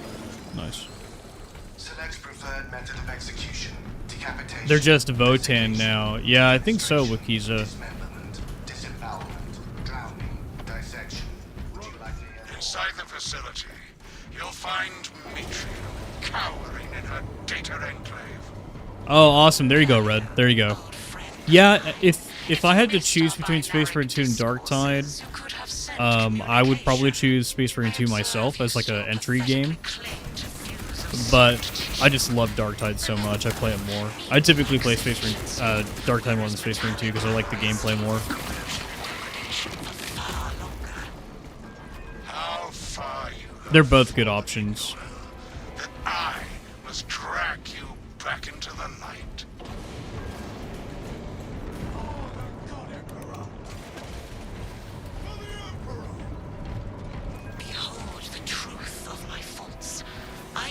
I think they did a good job of appeasing the lore enthusiasts who enjoyed the squats, though, by making it so that the Votann, the kin, are related to humanity. If they were just actual, like, space dwarves and they were, like, a different race, I think a lot of people would have had a problem with that. But the fact that they made them linked to the Imperium of old, I think that that's a really, really good plan. Good plot. Also, remember, guys, the Votann are the AI cloning machines that the kin use to replicate themselves. They're not the actual race itself. The Leagues of the Votann are the faction name because it's the kin who have all collectively agreed to this AI cloning process. They basically let the AI run their society. The AI being the Votann. Pretty interesting lore. Pretty interesting lore. If the Imperium ever found out that the Votann were AI, dude, the Imperium would go on a crusade against the fucking kin.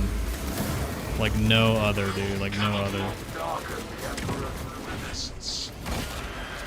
The book where that's revealed, oh man, that's gonna be crazy.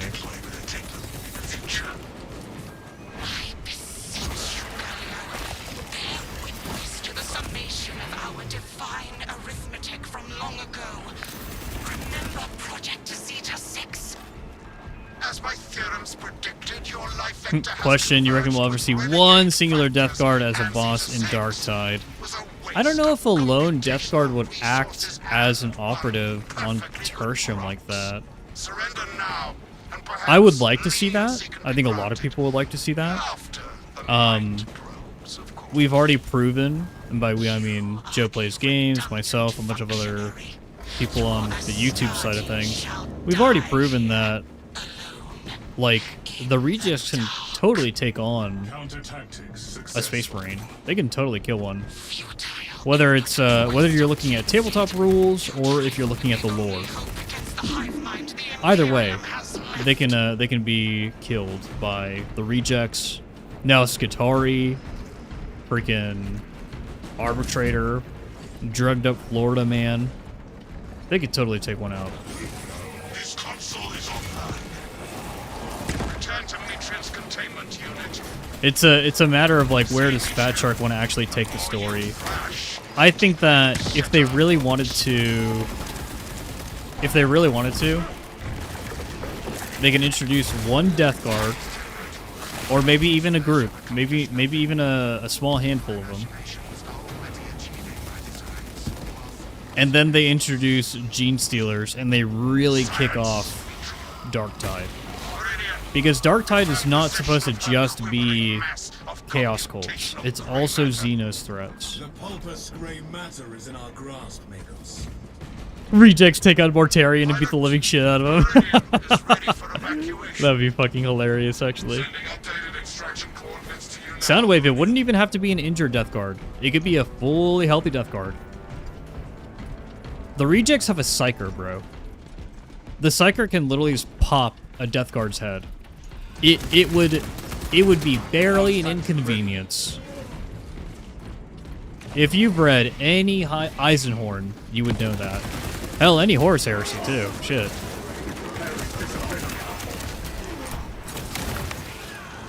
Yeah, a lot of Space Marine power fantasy comes from the Astartes animation, which was originally a fan animation. Not necessarily directly from the books.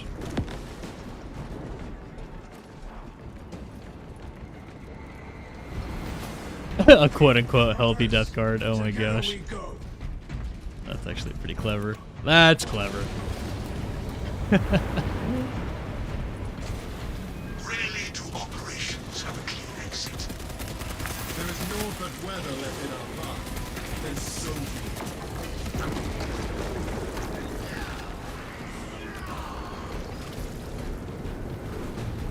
be it. This is why Magnus is the strongest Primarch. Because of his psychic abilities. Yeah, they're pretty fucking OP, dude. They're pretty OP.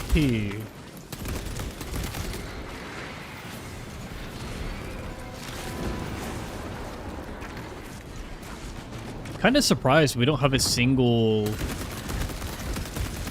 We don't have a single Primarch on the Loyalist side who was like a Psyker. I feel like that's a little bit of an oversight. No, not dealing with that. Not dealing with that. Not today. Oh, Reinhardt, you should wait for the new gauntlet. You should wait for the new one. Death's Grasp is... Death's Grasp. Death's Grasp is not really that great, in my opinion, compared to the regular block Power Fist. I think that it's not really that great. It's an interesting playstyle, but wait for the new one. Buy something else with your accolades right now. Get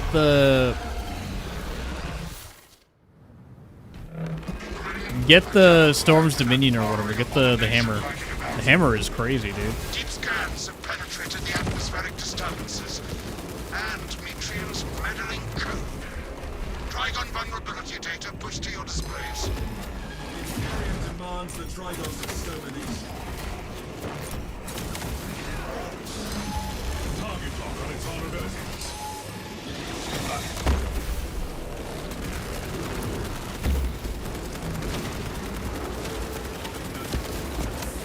Trigon's getting clapped.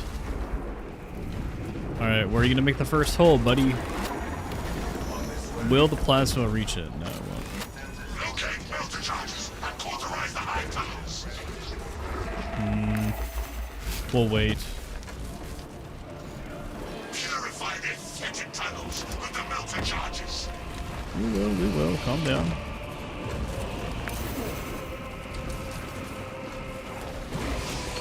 Filthy Xenos apparitions. There's that. Purge them all.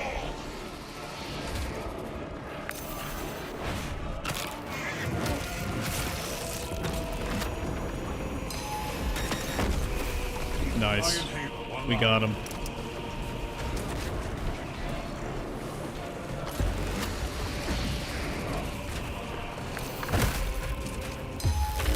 Xenos assails us.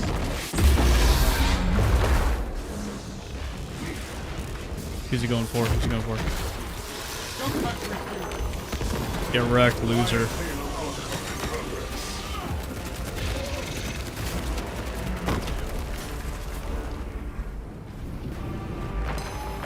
Hey, William.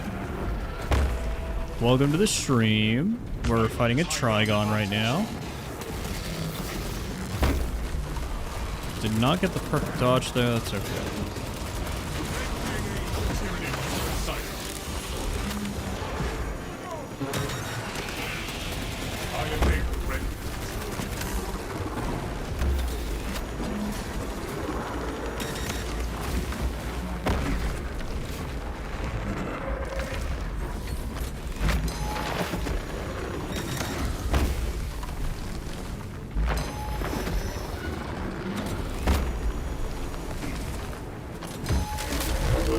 Really? I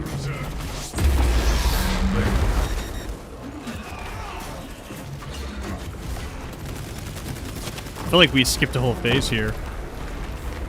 We'll see if he does it. If he does it, we're gonna shoot it. There it is. Trigon kill. GG. GG, dude.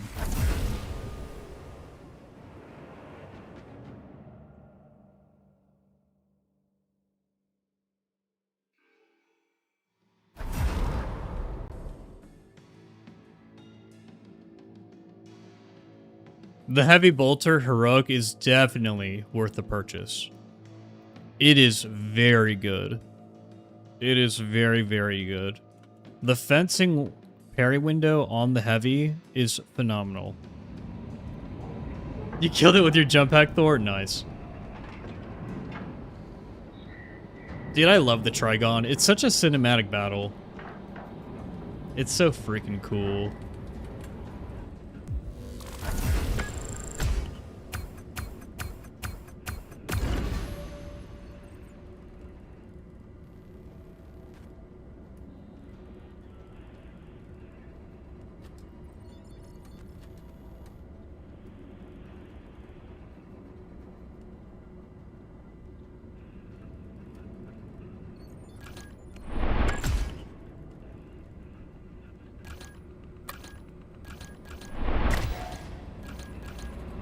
Nice, got max level. About time. Kill that oversized Ravener. Yeah.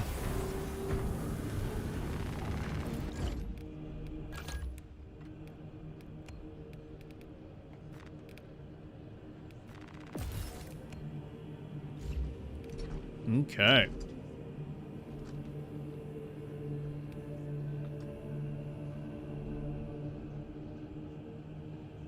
Yeah, of course, Thor. I'm actually probably gonna end it here, guys. I typically stream until noon, and then I get to work on whatever other YouTube projects I've got going on. So we're gonna end it here. Let me try to find some other Space Marine 2 streamer to raid. I don't think FTG is on.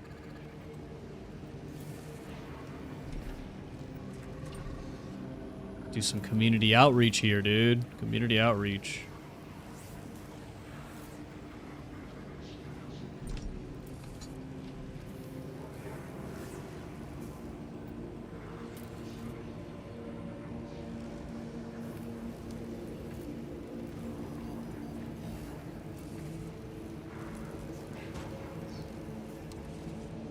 Dude, I don't know any of these people.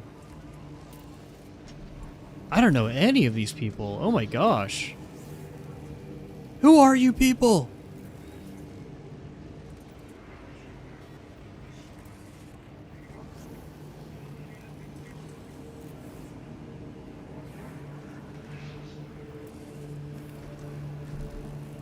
We'll raid Davey. Davey's a good guy. He's playing Darktide though. But he's a good guy. He's also a big Warhammer fan.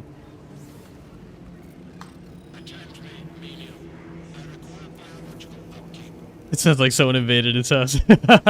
No, William, I just don't know any of these other Space Marine 2 streamers. But Davey Boy's a big Warhammer lad. Big 40k boy. Alright, bye guys.